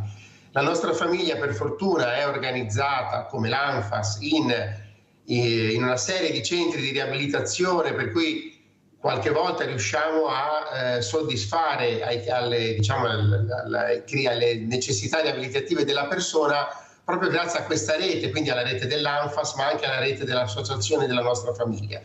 Però sicuramente in molti casi non ci riusciamo, e sappiamo perfettamente che se invece quel piano riabilitativo venisse attuato, la persona migliorerebbe moltissimo la sua qualità di vita. Graziella ha citato il caso della sua bambina che una volta insorta l'epilessia, appunto, ha detto è come un virus che si è introdotto, no? Per interrompere un percorso assolutamente molto buono. Effettivamente l'epilessia può fare questo, però se nel momento in cui insorge viene presa in carico in un'ottica multidisciplinare, cioè che consideri la persona nel suo complesso, quindi la persona che ha delle problematiche comportamentali, cognitive, a un certo momento insorgono anche delle problematiche legate all'epilessia, se noi consideriamo quella persona come una persona unica, allora forse riusciamo a evitare che l'epilessia, le crisi epilettiche diventino un qualche cosa che azzera tutto quello che è stato fatto fino a quel momento. Per cui presa in carico globale, io parlo per l'epilessia e per le malattie rare, però può valere per molte altre situazioni. Presa in carico globale e poi ovviamente stesura di un piano riabilitativo che sia completo, che sia veramente, che miri veramente a prendere in carico tutte le problematiche. Poi dopo però ci deve essere sul territorio una struttura capace di prendersi in carico queste problematiche per migliorare alla fine la qualità di vita della persona. Dottor Bonanni, qui parliamo di persone, è qua il problema grande. Allora io dico sempre che degli educatori non possono rimanere 40 anni allo stesso posto, vanno anche cambiati, perché veramente poi si forma la bolla che ho detto io, e se tu non riesci a cambiare questo meccanismo non riesci a cambiare la bolla, ma le pagano le conseguenze i ragazzi, ripeto, questi ragazzi che hanno già subito 2 anni e più di lockdown, che sono stati rinchiusi. Ecco, capite che c'è qualcosa che non funziona. Abbiamo queste strutture meravigliose, le ha citate anche prima Graziella, che diceva abbiamo anche questo ospedale del respiro che è stato chiuso, abbiamo questo albergo che non si vede, però si va a fare una mega struttura da un'altra parte che non si sa neanche servirà, ma se poi vai a fondo vedi che c'è l'amico dell'amico, perché la politica, se tu fai parte del giro, ti aiuta, e come ti aiuta, ma se tu non sei vista bene o non fai parte del giro, puoi essere la più brava, la più bella, la più buona, rimani là, solo là. È quello che sta dicendo anche Graziella Peroni, quanta fatica, quante volte sono stata a portare anche dei miglioramenti alle leggi, o sbaglio Graziella? Sempre, sempre, sempre si tenta, almeno anche martedì prossimo sarò in audizione in quinta commissione consigliare per la proposta della legge 200 sulla agenda 2030 europea. Ma io mi collego molto a quello che diceva il dottor Bonanni, perché mi dispiace non lavorare insieme perché mi piacerebbe molto. No, ma la questione è che di fatto la presa in carico globale deve essere di tutte le patologie, perché di fatti, voglio dire, se tu hai un tumore la presa in carico è globale. Se tu hai una patologia, chi è che non viene preso in carico globalmente? La persona con disabilità.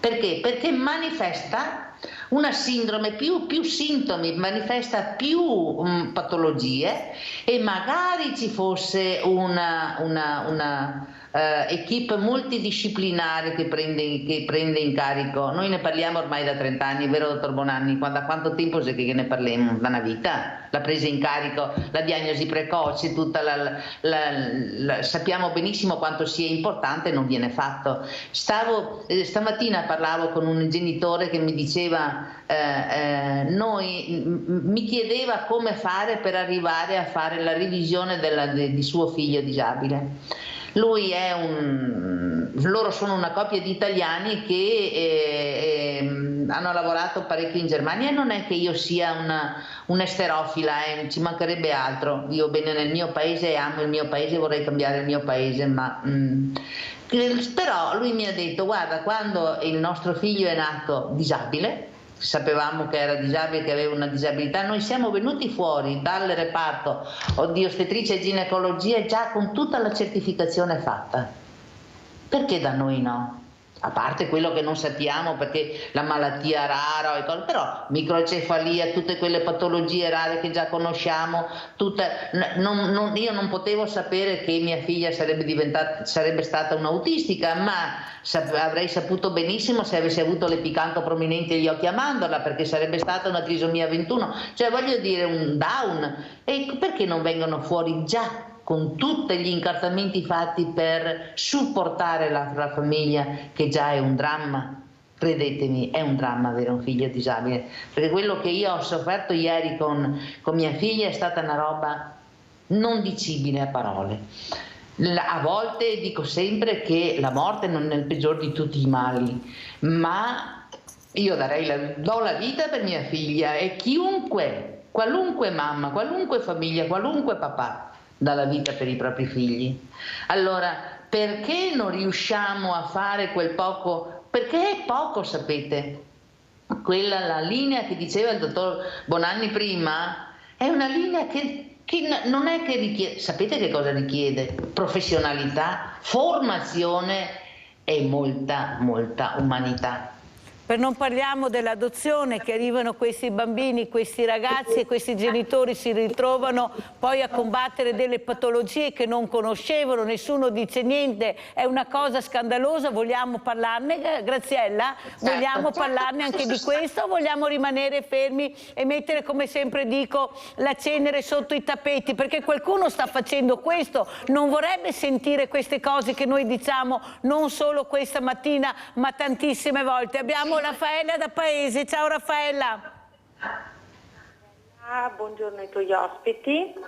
Allora, io sono una mamma adottiva che nell'adozione di 3 meravigliosi figli ha incontrato una disabilità che non è nemmeno diagnosticabile alla nascita. Se l'avessi partorita io, fino a una certa età non si può diagnosticare, si chiama disprassia. Ci vedo e ci sento, non posso parlare, grido al mondo che vorrei parlare, datemi una modalità, e lì iniziano gli ostacoli. Concordo con il dottore che ci sono dei medici meravigliosi che io ringrazio a vita perché hanno salvato mia figlia.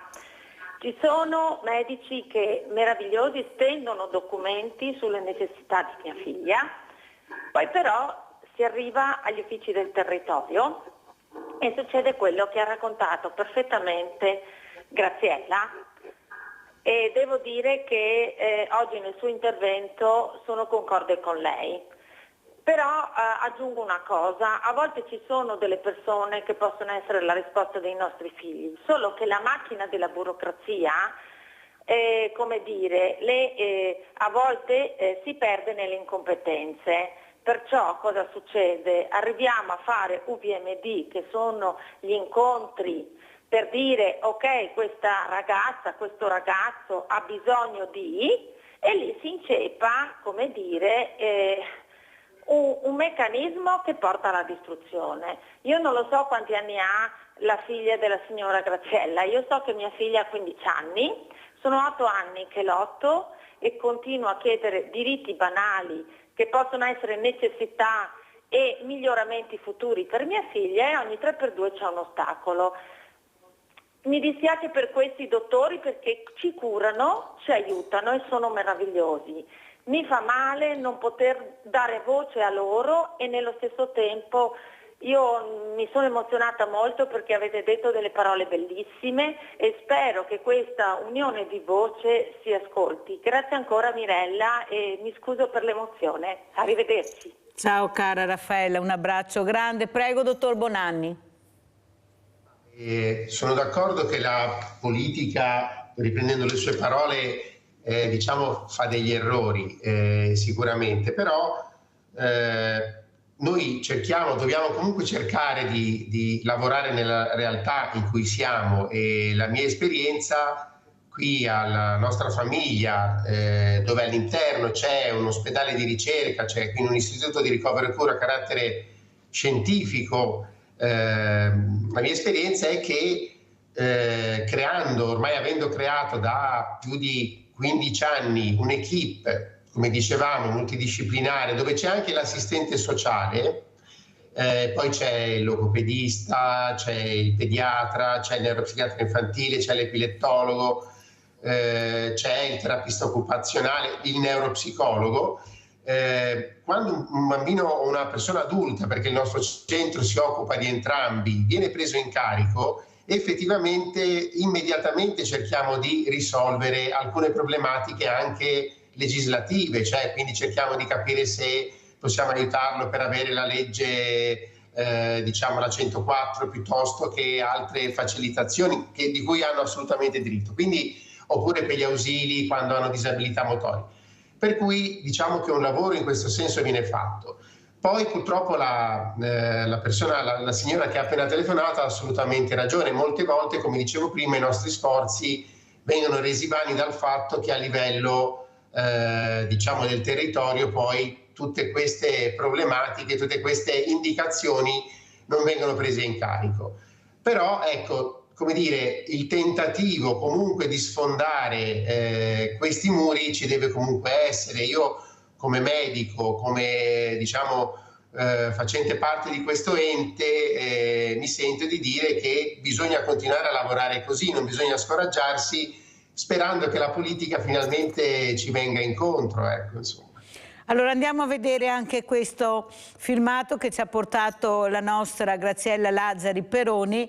Andiamo a vedere, poi lo commentiamo. ANFAS, incontri autismo. Le nostre famiglie durante il Covid hanno subito uno stress molto profondo, nel senso che sia i ragazzi sia le famiglie stesse hanno alterato la loro routinarietà, e questo ha comportato un peggioramento nelle situazioni familiari. Uscire dall'isolamento, un isolamento amplificato dall'emergenza Covid, per ricostruire un dialogo tra le famiglie che vivono la realtà di un figlio autistico. Parliamo di autismo, è un percorso di 11 incontri a partire dall'11 febbraio che coinvolgerà esperti della materia, ma sarà anche spazio di confronto per dare modo ai genitori di orientarsi e affrontare le sfide di ogni giorno. Sono le tematiche che riguardano le fasi più diciamo stressanti per le famiglie, il momento della diagnosi e quindi la necessità di avere un supporto forte alla famiglia stessa, i momenti di sviluppo del ragazzo, cioè l'inserimento scolastico, i problemi poi diciamo della vita, la sessualità, i rapporti con i fratelli, eccetera. perché vivere al fianco di una persona disabile richiede energia, impegno, dedizione 24 ore su 24, ma necessita anche di informazioni corrette e sempre aggiornate per evitare lo smarrimento e la solitudine. Il programma dettagliato del ciclo di incontri Parliamo di autismo si può trovare sul sito delle associazioni Anfas Bassano e AXA Veneto. Allora, Graziella, la mia domanda è anche questa. Ma non pensi che forse sarebbe ora di terminare e di finirla con queste nuove associazioni? Ognuno si fa un'associazione. Io ho mio figlio e faccio un'associazione perché mio figlio è morto in un incidente, perché mio figlio è autistico, perché mio figlio è diversamente agibile. Cioè, invece di unirsi, tu sei un'importante realtà, tu sei stata una delle prime a partire per far capire l'importanza e hai creato questa associazione che è fondamentale con dei numeri incredibili. Però, come dici giustamente tu, sei sola, sei da sola che ti batti. Se tu avessi al tuo fianco tutte queste realtà che non si sa per quale motivo ognuno apre qualcosa, fa qualcosa e non si va da nessuna parte, invece di unirci, perché la politica per arrivare alla stanza dei bottoni deve avere dei numeri, devi avere delle realtà e noi invece di unire e di far sì che questa realtà diventi sempre più grande, più forte e aiutare anche questi medici che ce la stanno mettendo tutta anche per migliorare la qualità della vita, dobbiamo confrontarci con delle realtà che non ci appartengono, che alla fine non fanno niente, con soldi dispersi, una marea di soldi che non si sa che fine fanno, a chi vanno e cosa fanno con questi soldi. Non si mette mai fine a questo. Cosa vorresti dire, Graziella? Allora guarda, diciamo che nel territorio si sta muovendo qualcosa, sai Mirella, si sta muovendo qualcosa. Certo che la realtà della nostra famiglia è una realtà a sé stante, il dottor Bonanni dovrebbe anche, ne è testimone, no? Perché di fatto loro hanno il loro ospedale, hanno la loro equipe, ed è quello che per me è sempre stato il libro dei sogni. Non ho mai potuto arrivarci perché non mi hanno mai permesso, essendo fuori territorio. Perché questo? O perché c'erano troppi, o perché dovevi entrare in lista d'attesa, eccetera. Quello che è della nostra famiglia, che è la realtà più bella che possiamo dire, no? Dovrebbe essere di fatto in tutte le ULSS. Dovrebbero essere le ULSS a funzionare così, perché quando noi facciamo un UVMD, come diceva la signora prima, la mamma prima, guardate che la famiglia da noi viene sentita prima, non si inserisce nell'UVMD, perché dipende dal regolamento che è stato fatto in quella determinata ULSS. E io dico sempre che da Venezia, dove c'è la regione, no? La sede regionale, parte un treno, quando arriva nelle varie ULSS è menomato di tanti vagoni, per cui a volte arriva solo la locomotiva, non arrivano neanche i vagoni. Che cosa vuol dire questo? Perché di fatto il percorso che ci ha detto il dottor Bonanni è quello giusto, è quello che si dovrebbe fare da sempre, però lui stesso ci dice, e io ve ne posso portare testimonianza, il territorio non risponde con altrettanta professionalità e formazione e anche numero di addetti al lavoro, perché non risponde nella stessa maniera. Adesso lunedì mattina siamo stati al tavolo regionale per il problema del reperimento dell'organico. Capite che non riusciamo ad avere operatori sociosanitari specializzati, infermieri, medici, e questo lo dicevamo già da 10 anni. Dov'è l'errore di programmazione? Chi è che l'ha fatto? Chi è che si trova adesso a non poter rispondere ai requisiti dell'accreditamento perché non reperisci il personale, a meno che non vi sia 4 brocchi che non gli vuoi nessuno? Ma che di fatto, voglio dire, siccome, come dici sempre tu, la questione è che noi lavoriamo con le persone, per le persone e assieme alle persone. Noi non lavoriamo con un paio di scarpe che se sbagliamo tacco, invece di mettere un tacco 8 mettiamo un tacco 9, non è che cambi tanto. Non possiamo però mettere un tacco 12 nella scarpa da tacco 8. E invece qua riusciamo addirittura a proporre una formazione addirittura inferiore. Vediamo di fare una formazione di 3-4 mesi invece che di 1 anno e mezzo. Perché così allora vediamo e poi nessuno viene a lavorare perché si paga poco, si paga male, ma perché non deve essere attrattivo il lavoro negli ospedali, nelle case di riposo, nelle RSA, nelle comunità alloggio? Perché non c'è stata fatta una politica attrattiva di questo tipo di lavoro? Tu non puoi vivere ancora con 1.300, io non trovo personale perché mi dicevano se vengo a lavorare prendo poco più del reddito di cittadinanza oppure della disoccupazione. Vogliamo pensare di creare, possiamo fare anche degli accordi ponte dove effettivamente rispondiamo all'emergenza, ma vogliamo creare un percorso delle professioni per l'assistenza alla persona? Allora potremmo avere l'epilettologo che insegna nel come rispondere alla crisi epilettica, al comportamento che ne deriva dopo, che cosa si può fare dei percorsi insieme, perché nessun medico lavora da solo e nessun infermiere lavora da solo. Noi non possiamo pensare che ognuno lavora per conto nostro. Come diceva prima il dottor Bonanni, bisogna fare un'equipe multidisciplinare. Che cosa vuol dire? Che se tante teste con tante specialità, che con tante capacità che mettono insieme per quella persona.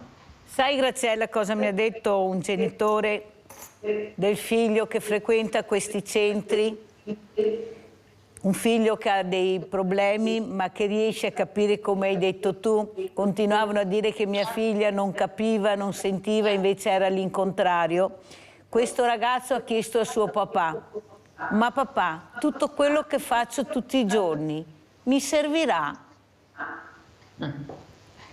E questo papà, Graziella, lo dico anche al dottor Bonanni, con le lacrime agli occhi, pensando a questa domanda che gli ha fatto il figlio, gli ha risposto: figlio mio, non lo so.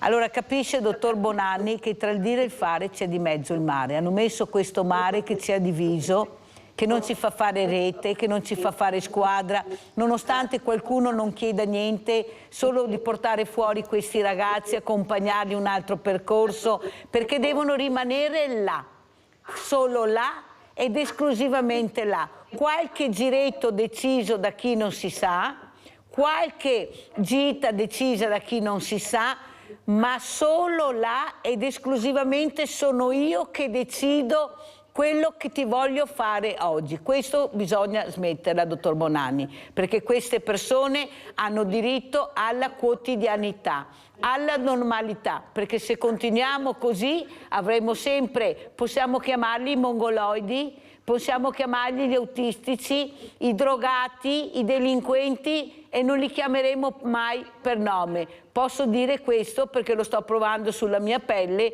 Nonostante i miei sforzi, qualcuno ha deciso che questa cosa non deve essere fatta. Dividi e t'impera. Prego, dottor Bonanni.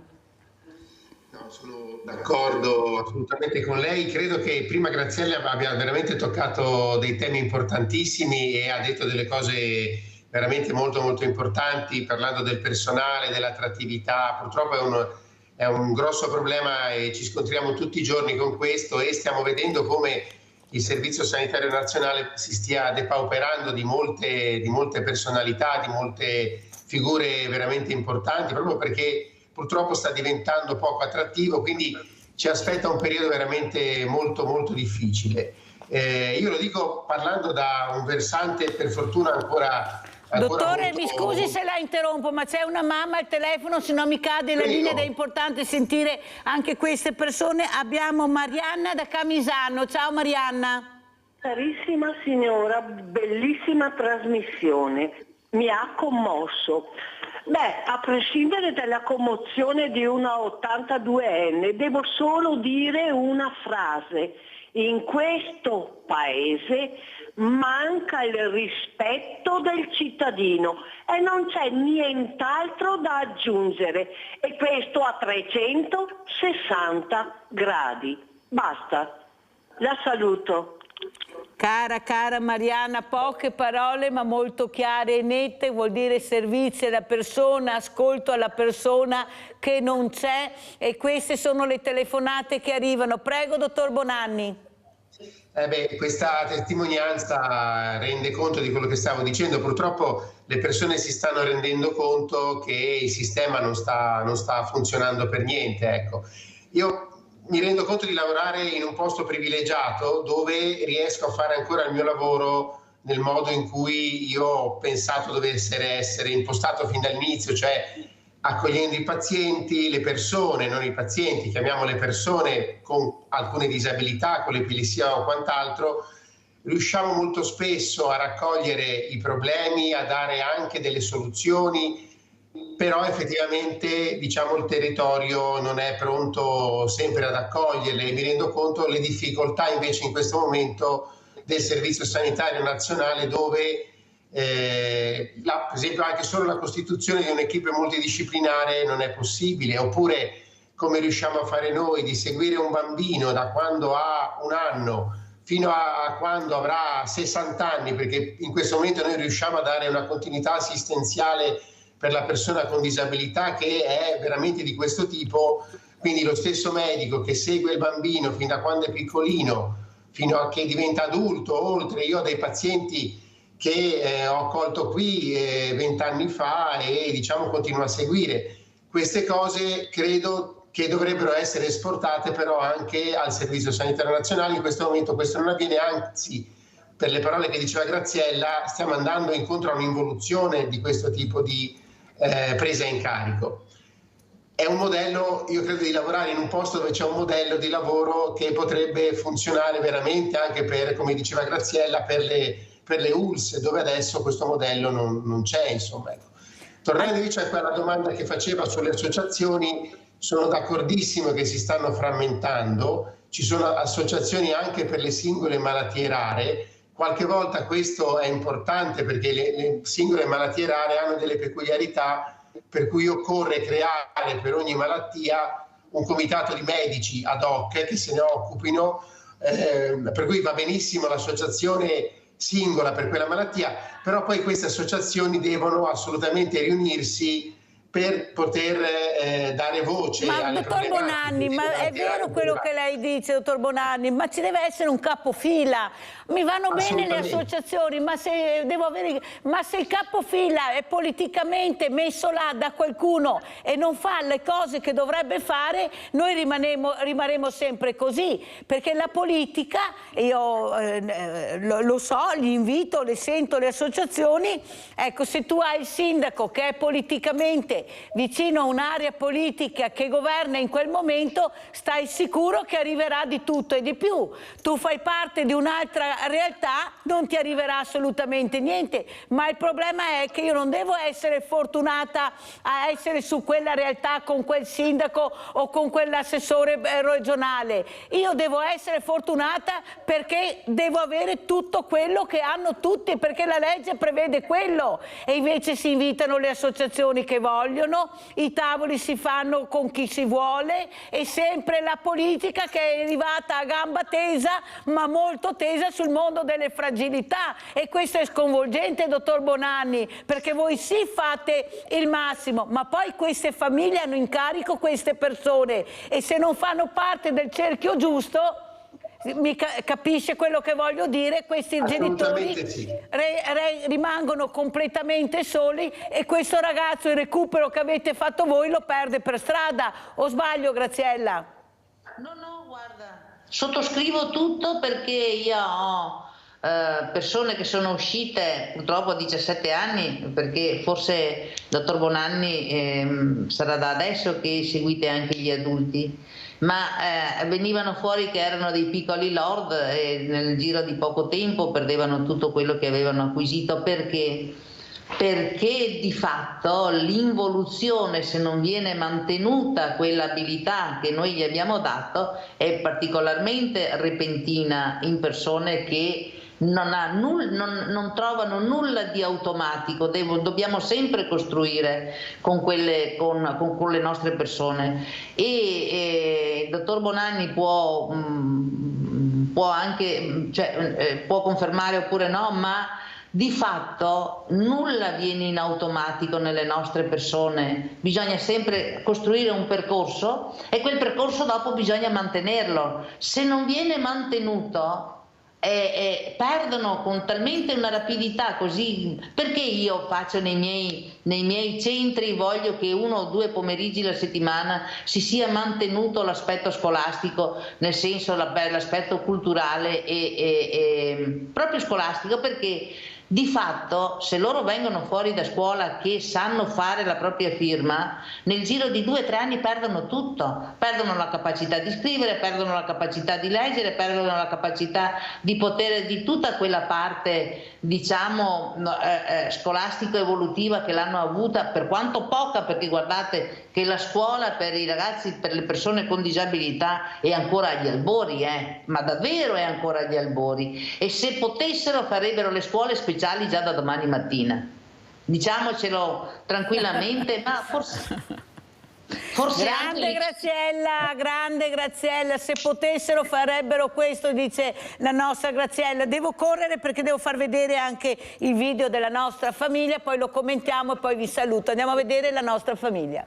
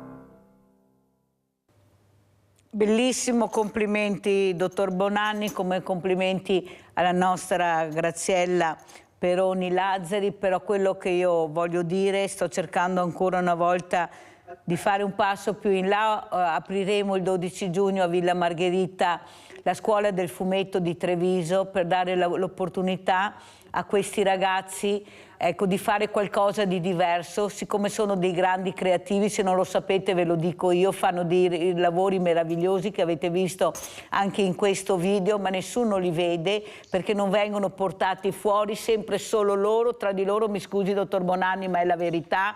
Invece le persone, se vogliamo parlare di inclusività, hanno bisogno di conoscere, di capire, di vedere anche queste meraviglie che fanno questi ragazzi, ma se continuiamo in questa strada non andiamo da nessuna parte. Io spero, dottor Bonanni, lo dico anche a Graziella, che mi aiutiate su questo percorso con la scuola del fumetto, dove far capire che questi ragazzi hanno una creatività incredibile, lasciarli respirare, incontrare persone nuove e soprattutto, ecco, creare. Loro hanno bisogno di fare questo. Io ho visto con le uova di Pasqua, hanno dipinto le uova in maniera incredibile. Abbiamo veramente dei piccoli geni, ma dobbiamo farli crescere e aiutare e supportarli. Io mi rivolgerò a lei, dottor Bonanni, perché la nostra famiglia di Treviso non la vedo e non la sento, non so come mai, siamo a 2 passi ma non arrivano. Spero che lei mi aiuti, perché non lo sto facendo di sicuro per me, ma lo sto facendo per queste persone dove trovano degli spazi diversi. Come ci saluta, dottor Bonanni? Assolutamente, dicendo che sosterremo questa iniziativa. Lo farò ora a tutti i livelli perché è un'iniziativa veramente importante e dimostra che a fronte della politica che non ci aiuta, però esistono ancora un sacco di persone che ci credono e che vogliono lavorare per fare star meglio queste persone, per fargli avere una qualità di vita che sia la migliore possibile, per fare in modo che siano inclusi in tutti i contesti sociali e in tutte le situazioni, in modo che facciano parte veramente della comunità e non siano reclusi da qualche parte, che sarebbe la cosa più brutta di questo mondo. Per cui il messaggio, sì, è vero, la politica forse adesso non ci aiuta, però il messaggio a queste famiglie, a queste persone, è che esistono ancora tantissime invece persone che ci credono e che vogliono lavorare per questo e che con il loro lavoro, con il loro esempio, probabilmente riusciranno a sfondare il muro della politica per aiutare veramente la disabilità a manifestarsi, a essere accettata, a essere soprattutto diciamo all'interno del contesto sociale, per fare in modo che queste persone abbiano veramente una buona qualità di vita, insomma. Grazie al dottor Paolo Bonanni, ci conto veramente, direttore dell'unità operativa complessa di epilessia e malattie rare, Polo di Conegliano e Pieve di Soligo, associazione La Nostra Famiglia. Veramente grazie, dottor Bonanni. Graziella, come ci saluti? Che chiamerò il dottor Bonanni, se me lo permette. Assolutamente. Mi piace molto la sua come ha esposto il percorso e magari costruire insieme qualcosa, ma davvero comunque io sono sempre stata molto positiva e io sono un ottimista, non ho mai visto il mezzo bicchiere vuoto, vedo sempre il mezzo bicchiere pieno, per cui non ti preoccupare, noi saremo al fumetto di sicuro e proseguiremo ad esserci come ci siamo stati, però vorrei sperare che l'esempio che ci sta dando la nostra famiglia, e come diceva prima il dottor Bonanni, io ho bambini che sono diventati adulti, noi è già tanto se ogni 2 anni non ci troviamo l'epilettologo di turno quando andiamo a fare, difatti mia figlia da 10 anni che non fa un EGI perché non riescono a farlo, capirà. Ecco, allora, se viene curata così una patologia, di sicuro non può mai avere dei risultati positivi. Se invece lavoriamo insieme può darsi e che portiamo di fatto la buona prassi sul territorio, perché questa è solo buona prassi, non è che manchi la possibilità di farlo, né che vuoi più SCAI, né ci vuole un po' di impegno, è tutto qua. Non sbaglio, dottor Bonanni. Brava Graziella, grazie. Sono completamente d'accordo, basta volere, ecco, basta muoversi, ecco, c'è già tutto, non chiediamo niente altro, venite, noi siamo qua. Grazie, veramente grazie anche a Graziella Lazzari Peroni, sempre al dottor Paolo Bonanni, pubblicità.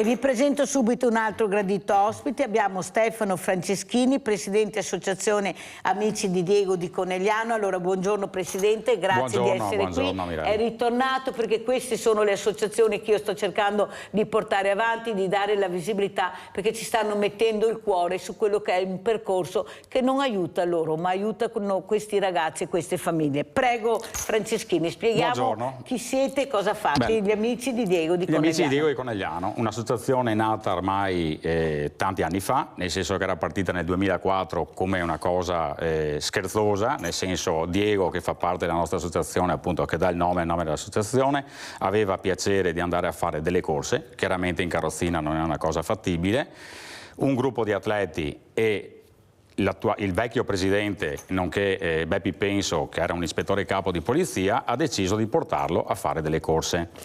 E dopo varie peripezie, perché poi non era semplice nel lontano 2004, non era semplice fare determinate cose e portare nello sport la disabilità, e nel 2007 si è fondata questa Onlus, quindi una Onlus composta da alcuni ragazzi disabili. E in questo momento siamo addirittura 17 e 18. Qui stiamo vedendo una foto, Presidente, sì. Dove siete qui? E questa è una foto di Bocca di Strada, quindi di un paesino limitrofo a Conegliano, dove veniamo invitati varie volte, e in questo caso ne ho alcuni di loro. E in un altro luogo tipo questo siamo a Vittorio Veneto e via di seguito, perché noi normalmente andiamo a fare le varie maratone e mezze maratone sparse per l'Italia o nei paesi limitrofi. E questa è l'ultima maratona di Sacile, che abbiamo fatto la mezza maratona in quel caso, e appunto cerchiamo di portargli un po' di serenità. Siamo composti da un direttivo di 5 persone. Nel 2012 ho preso in mano questa situazione, questa nuova realtà per me, perché non era semplice. Io non venivo dalla parte disabilità e non avevo mai neanche visto com'era la situazione. È nata con lo scopo di portare loro a fare sicuramente delle belle esperienze, delle belle emozioni, e anche per dare uno sfogo ai familiari, che poi quello che è il problema, cercare di portare fuori i ragazzi da una realtà che non è sempre vista bene da tutti, nel senso che andare a capire chi ha un figlio disabile o quello che sia, e anche per loro che appunto hanno bisogno di sfogo, di avere un attimo di serenità, quello che poi in questo momento poi più di tutti manca. E quindi... Allora, Presidente Franceschini, quello che io le chiedo, lei ha seguito un po' la trasmissione con gli ospiti precedenti, Graziella Lazzari Peroni e il dottor Paolo Bonanni. Sì. Ecco, come commenta queste parole che ha sentito? Ecco, le mie prese anche di posizione, ma proprio per far capire che dobbiamo veramente buttare giù questi muri di gomma, però dobbiamo fare squadra, dobbiamo unirci, perché dividi e t'impera deve finire. Prego. Non allora, sempre, per carità, sì, non sempre. Allora, intanto, il problema è tutte le associazioni che a volte si dividono, nel senso che o nello stesso contesto dell'associazione possono essere dei problemi, delle diatribe tra familiari, tra gestione o quello che possa essere, e poi quello che manca è la squadra tra le varie associazioni, perché non è che io sia più bello degli altri o che l'altro sia superiore a me stesso o al mio gruppo. È giusto che tutti quanti si uniscano, facciano una famiglia, una grande famiglia nella piccola famiglia che ognuno ha, e che vadano poi a portare quello che è la realtà. Io negli anni mi è capitato di avere ragazzi ciechi come ragazzi in carrozzina. Io adesso sto avendo tutti i ragazzi in carrozzina, però negli anni mi è capitato di portare qualcuno a correre che era cieco, qualcuno che aveva altre disabilità. È un modo di aggregarsi, i ragazzi Down.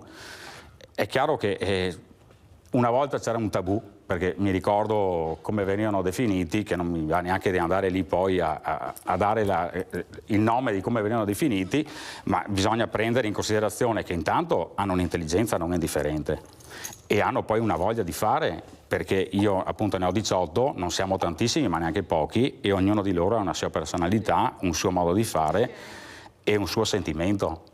E quindi è quello che poi manca. Se le associazioni si mettessero nelle varie cause assieme e dassero questa visibilità, quella che manca, perché una volta sembrava che mettere il ragazzo disabile davanti una sagra, dico una sagra come poteva essere una corsa, fosse una cosa quasi no, non devono vederlo.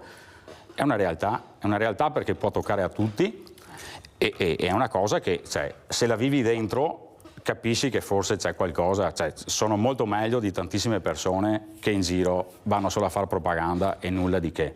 Avete sentito? Sì, io sono molto diretto, purtroppo sono fatto così perché ci mancherebbe quello che voglio. Allora abbiamo collegata da Orsago Maria Teresa Biz, membro dell'associazione Amici di Diego. Eccola qua, grazie di essere qui Maria Teresa Biz. Scusa se faccio questa domanda, ma sei per caso parente della famosa Biz che si occupava di disabilità?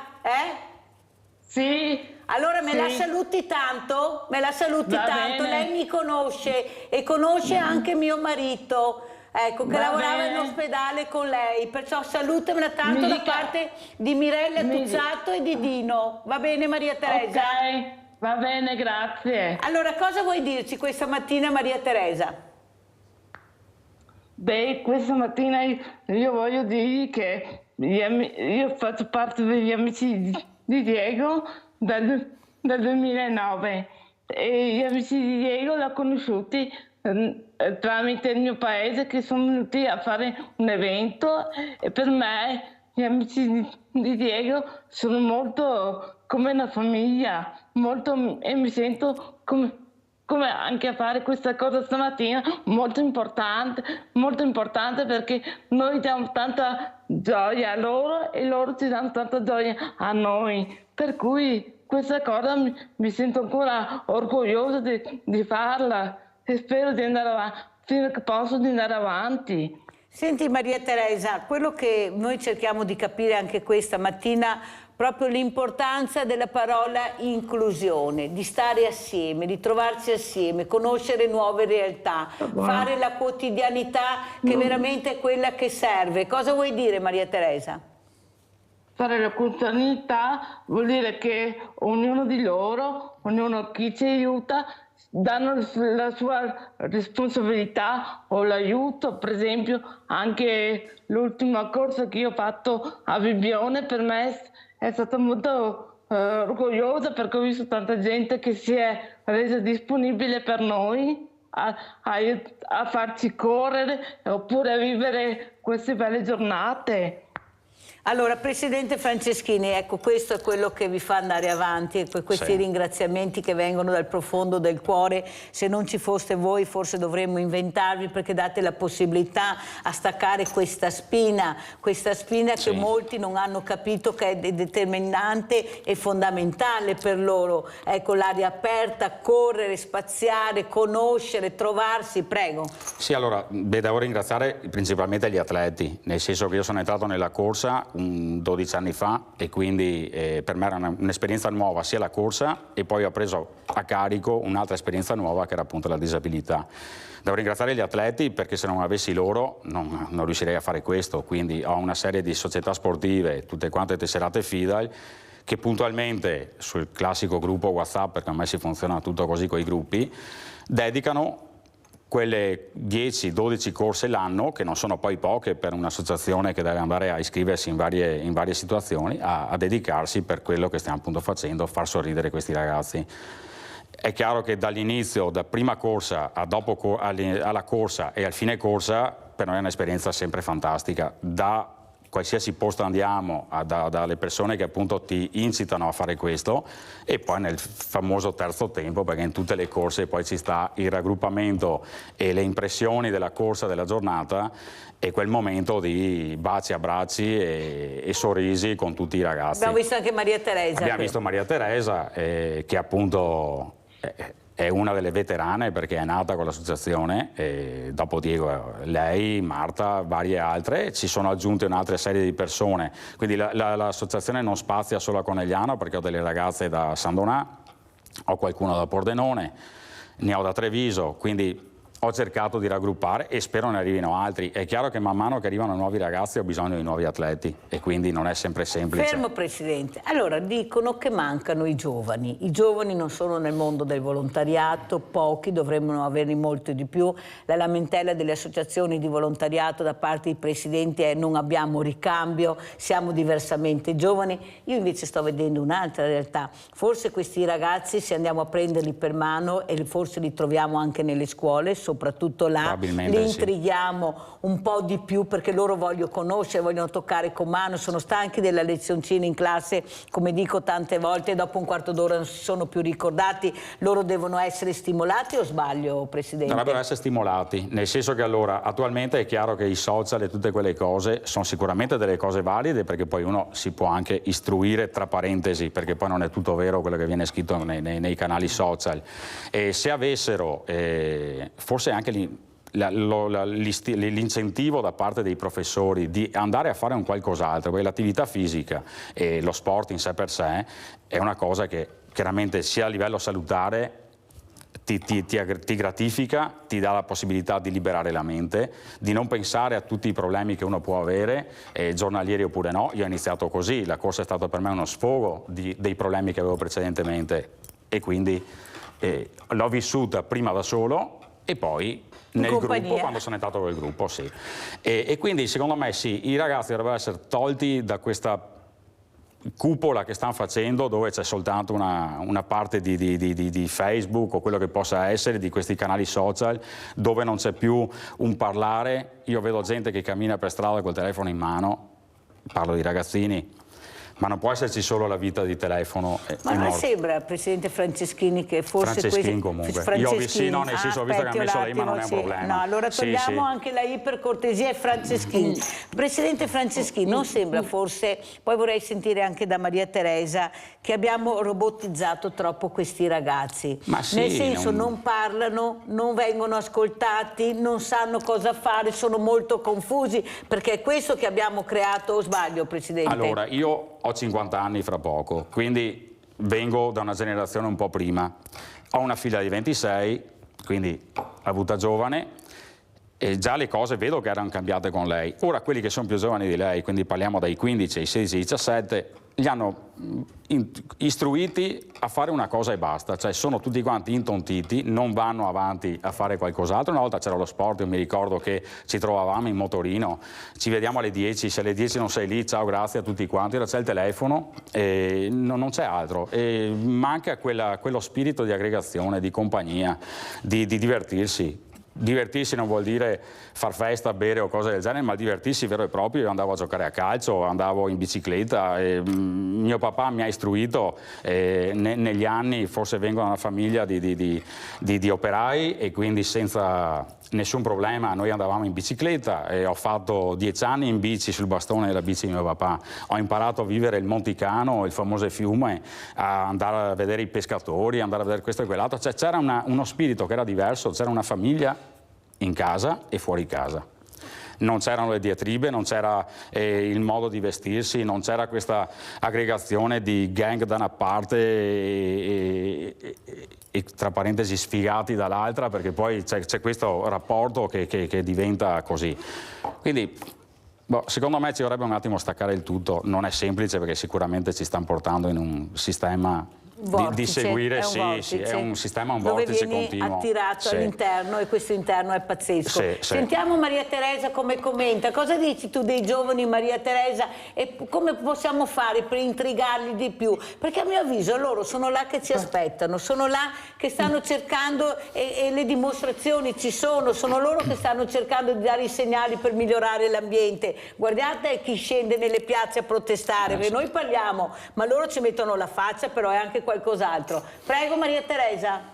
Beh, secondo me però posso dire una cosa, secondo me questi giovani devono proprio essere integrati su qualche realtà, perché anche sul nostro centro dove lavoro io vengono dentro tanta gente o tanti giovani che però non capiscono il mondo della disabilità, ecco, devono proprio essere coinvolti, insomma, non sempre con questo cellulare, con questi giochi, così, insomma, questo io dico, quindi devono proprio fare un'esperienza, oppure essere coinvolti anche in altre associazioni, domandare anche altre cose.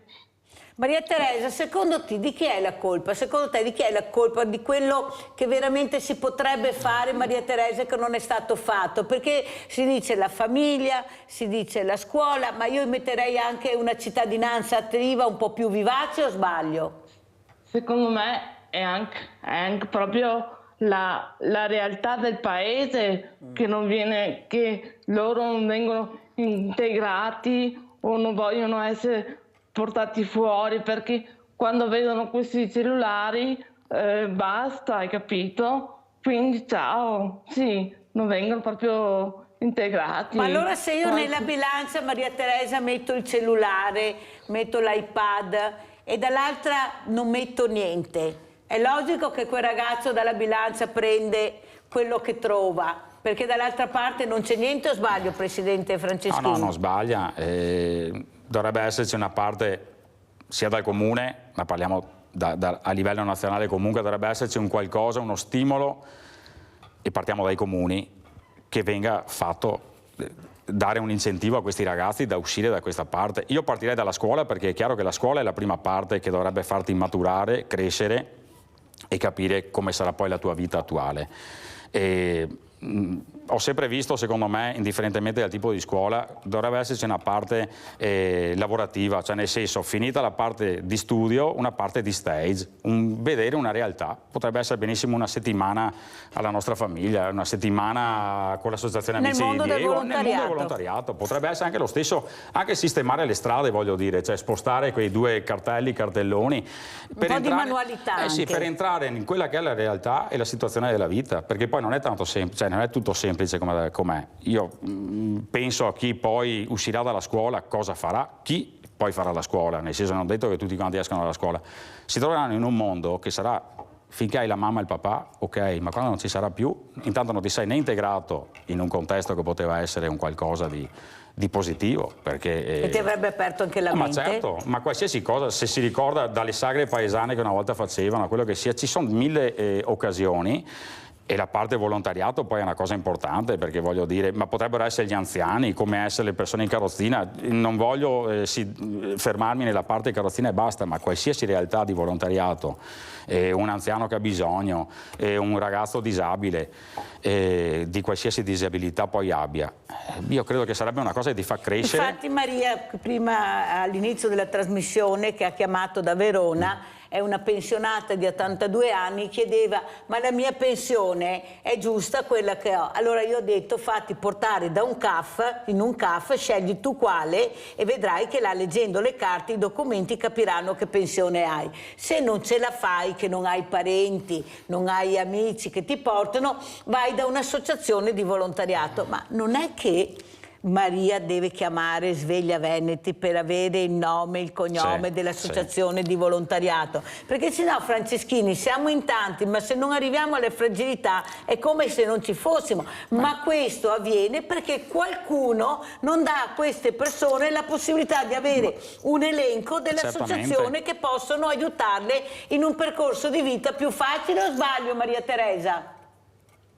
Sì, perché non vengono proprio queste cose, non vengono proprio sentite o viste. E quindi le persone proprio così non sono coinvolte. Ma secondo te, Maria Teresa, tu fai parte di una famiglia dove questa donna invece ha creato una cosa importantissima, questa persona che credeva nell'obiettivo di aiutare le fragilità, o sbaglio? Sì, perché io vivo su una famiglia dove mi ha coinvolto in tante realtà, perché non faccio parte solo degli Amici di Diego, ma anche di un'altra associazione dove è sempre coinvolta la nostra famiglia, dove ho fatto diversi viaggi, che allora anche là ho conosciuto parecchi volontari, dove ho fatto diverse amicizie che ancora adesso li sento, e questo è un grande orgoglio, piacere, perché vuol dire che proprio la gente che io chiamo, ho conosciuto, mi vuole ancora bene, ecco. Sentiamo come commenta il presidente Franceschin, ma soprattutto questa quotidianità che loro vogliono, che loro esigono, poi danno il meglio di se stessi. Io ho avuto delle persone meravigliose, basta vedere, poi cito sempre le famose 69 medaglie che hanno portato a casa, proprio queste persone, come le chiamo io, diversamente agili, sì, ecco, perché io li chiamo così e basta, hanno un nome e un cognome, ma soprattutto la voglia di vivere che hanno, la gioia di vivere. Ecco, lei lo può notare quando fate queste maratone, la gioia, prego. Infatti, sì, lo noto, perché è chiaro che già si parte dalla settimana prima con l'euforia di che cosa ci sarà la settimana dopo, nel senso, per noi è sempre un'esperienza. È chiaro che cerco sempre di portarle in luoghi diversi, nel senso, ormai abbiamo dei calendari dove tra Venezia... A proposito di calendari, mi sa che lei ha portato anche i calendari, li facciamo vedere, Presidente, tiriamoli fuori, noi abbiamo così dei calendari già specifici sulle corse che facciamo, esatto, questo è il nostro guardate. Calendario nuovo, chiaramente. Che bello. Siccome nasciamo per correre e quest'anno abbiamo deciso che corriamo anche con la fantasia. Io ho un appuntamento mezzogiorno. Quindi appunto abbiamo cercato di fare un qualcosa di fantasia. I ragazzi in carrozzina si sono trasformati in guidatori di aereo, canoa, sono sul sommergibile. Non manca niente, Presidente. No, ecco, sono sullo shuttle, ecco, è una cosa che abbiamo creato assieme a Ruggeri, che è di Silea, Gianpietro Ruggeri, un grandissimo pittore, questo poi glielo regalo a lei insieme con il buff. Anzi, me lo dia subito così lo rifaccio anche vedere, perché è proprio bello. Le do anche il buff che magari se le serve, è quello che utilizzano gli atleti, ma questo se lo poi... porterò a Villa Margherita, ecco, lo metterò a Villa Margherita, ecco, per far capire che niente è impossibile, anzi... Ma soprattutto grazie a queste associazioni di volontariato che stanno cercando di dare il massimo. Quest'anno abbiamo deciso di fare un calendario un po' diverso, appunto, perché io penso e presumo che loro in quel momento di viaggio, perché per noi la maratona, la mezza maratona è un viaggio verso un qualcosa e verso un divertimento, abbiamo cercato quest'anno di correre anche con la fantasia. Presidente Franceschin, come arrivano questi volontari da voi? Ecco, perché è anche da capire, perché qualcuno ascolta, qualcuno vede, qualcuno sente, c'è qualcosa che ti muove dentro, perché allora, io dico sempre negli anni io ho che seminato. volontario, scusi.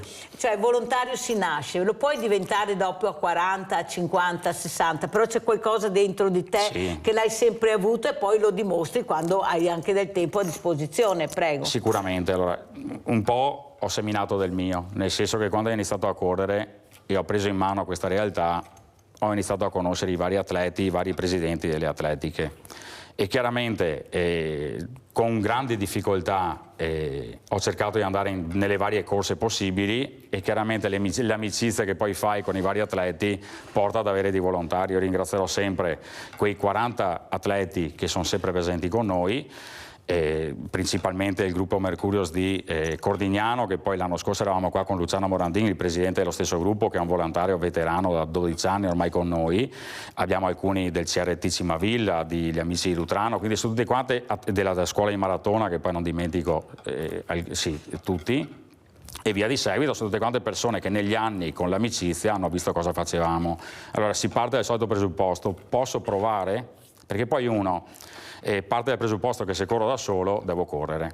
Se ho una carrozzina in mano non so come comportarmi, se c'è la difficoltà della spinta, se c'è la difficoltà e quindi venite, provate. Ma tante volte che mentre corriamo io trovo persone che non ce la fanno a correre e noi li sorpassiamo, perché poi essendo tutti quanti atleti va a finire così. Allora più delle volte, a volte passiamo anche la carrozzina a chi è di fianco.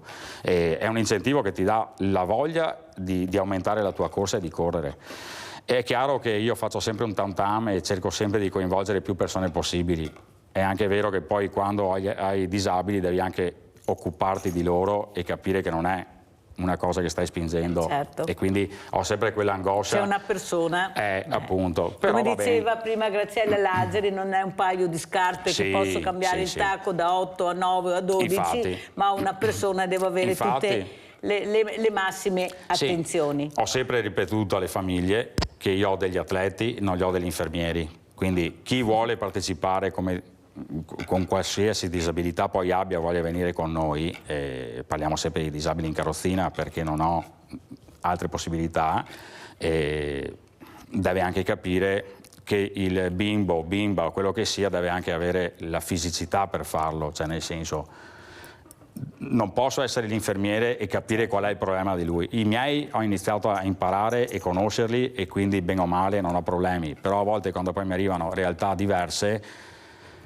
devo anche prima capirlo. Infatti cerco sempre di fare prima una prova al di fuori di quella corsa per avere la dimestichezza e sapere poi qual è il problema e mettere a proprio agio anche ambo le parti, perché tutte e due devono veramente, ecco qui stiamo vedendo, eccolo qua il video.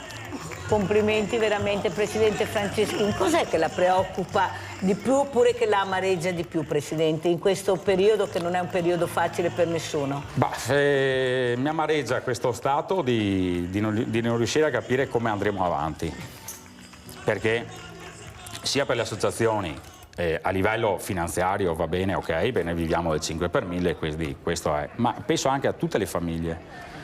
Parto dai disabili perché in questo caso mi occupo di questo. Arrivare a fine mese non è semplice e non ho un futuro per domani. Non so che cosa poi succederà fra un mese, fra 2 mesi. Qua mi parlano di guerra tutti i giorni. Se non è la guerra c'è qualcos'altro. Queste famiglie che non ce la fanno più a sopravvivere con gli stipendi e le pensioni che abbiamo. Appunto. E poi penso alla disabilità di un domani, quando non avranno più i genitori. Cosa faranno questi ragazzi? Famoso dopo di noi? Sì, io da anni speravo di fare una casa famiglia. Non mi metto neanche, nel senso che non puoi neanche immaginare poi i paletti che trovo davanti. E quindi io non ho poteri finanziari da fare questo e mi manca un qualcosa, vorrei fare qualcosa per loro, ma credo che sarà quasi impossibile, insomma.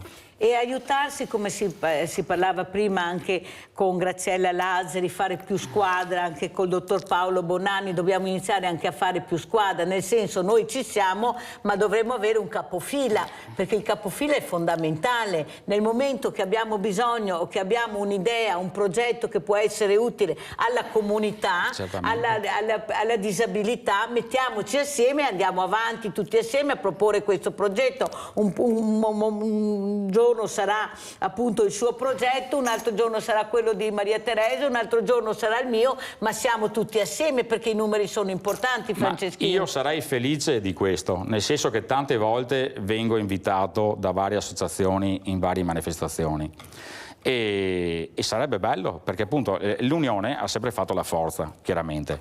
E non so se è sempre così, cioè nel senso poi ciao, buongiorno, finita la festa, non ci si sente più. Io non spezzo una lancia, nel senso, nella nostra associazione, ma non perché devo farmi una pubblicità o cosa. Negli anni io ho seguito la mia associazione e ho dato una mano ad altre associazioni. Non tanto tempo fa un'associazione di Padova aveva piacere di portare i suoi ragazzi a fare la maratona di Padova. Ho detto guarda, sicuramente non andrete a fare la maratona, ma non perché non siete in grado, perché non vorranno avervi in maratona. Un altro problema, non tutte le corse accettano la disabilità. E allora gli ho detto sicuramente riuscirete a fare la corsa quella Family, chiamata Family, e non avevano i fondi per trovare, in ogni carrozzina noi abbiamo un ruotino che è una modifica che ha un costo X, e ne ho parlato con il mio direttivo e visto che l'anno era andato tra parentesi bene e comunque non sono quei soldi a rendermi e farmi la felicità, io ho sempre detto se posso aiutare altri ragazzi con problematiche lo faccio volentieri. Concordato e d'accordo con tutto il direttivo perché normalmente agiamo bene.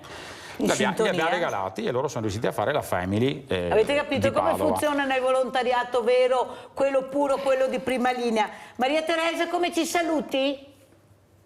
Beh, vi saluto, intanto ringraziando il Presidente per quello che ci sta facendo fare, perché se non ci fosse lui sarebbe una cosa diversa, ecco, diciamo, e devo dire che proprio devo tanto ringraziarlo, perché io questo Presidente da diversi anni che lo conosco, quindi devo darle un grande abbraccio, perché adesso per tutte le cose che mi fa fare. Guarda che lo stai emozionando, Maria Teresa, lo stai emozionando questo Presidente. Ecco, lo vedete, perché veramente sono le parole del cuore di Maria Teresa Biz, membro dell'Associazione Amici di Diego, che proprio ringraziamo e salutiamo veramente. Grazie di essere stata con noi, Maria Teresa. Un minuto per salutarci, Presidente, anche se è emozionato deve salutare. Ma sì,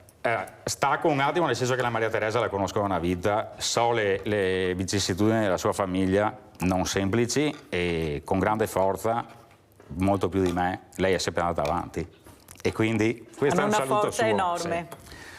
Voi vi ringrazio perché per l'ennesima volta, per la seconda volta mi avete chiamato e ero felice di partecipare a questa trasmissione che ha sempre dato la parte giusta, senza peli sulla lingua, e dicendo quella che era poi la realtà di qualsiasi circostanza e qualsiasi situazione. Io ringrazio tutti quelli che partecipano con noi, chi ci segue, che sono tanti, e spero di continuare in questo cammino che non è semplice, e spero nell'aiuto dei comuni, nell'aiuto dello Stato italiano per quel che riguarda la disabilità, perché poi nessuno va a considerare che cosa poi realmente la famiglia con pochi soldi deve tirare avanti in una situazione non semplice. Stefano Franceschin, Presidente Associazione Amici di Diego di Conegliano, veramente grazie Presidente, grazie a voi, la posta di Mirella.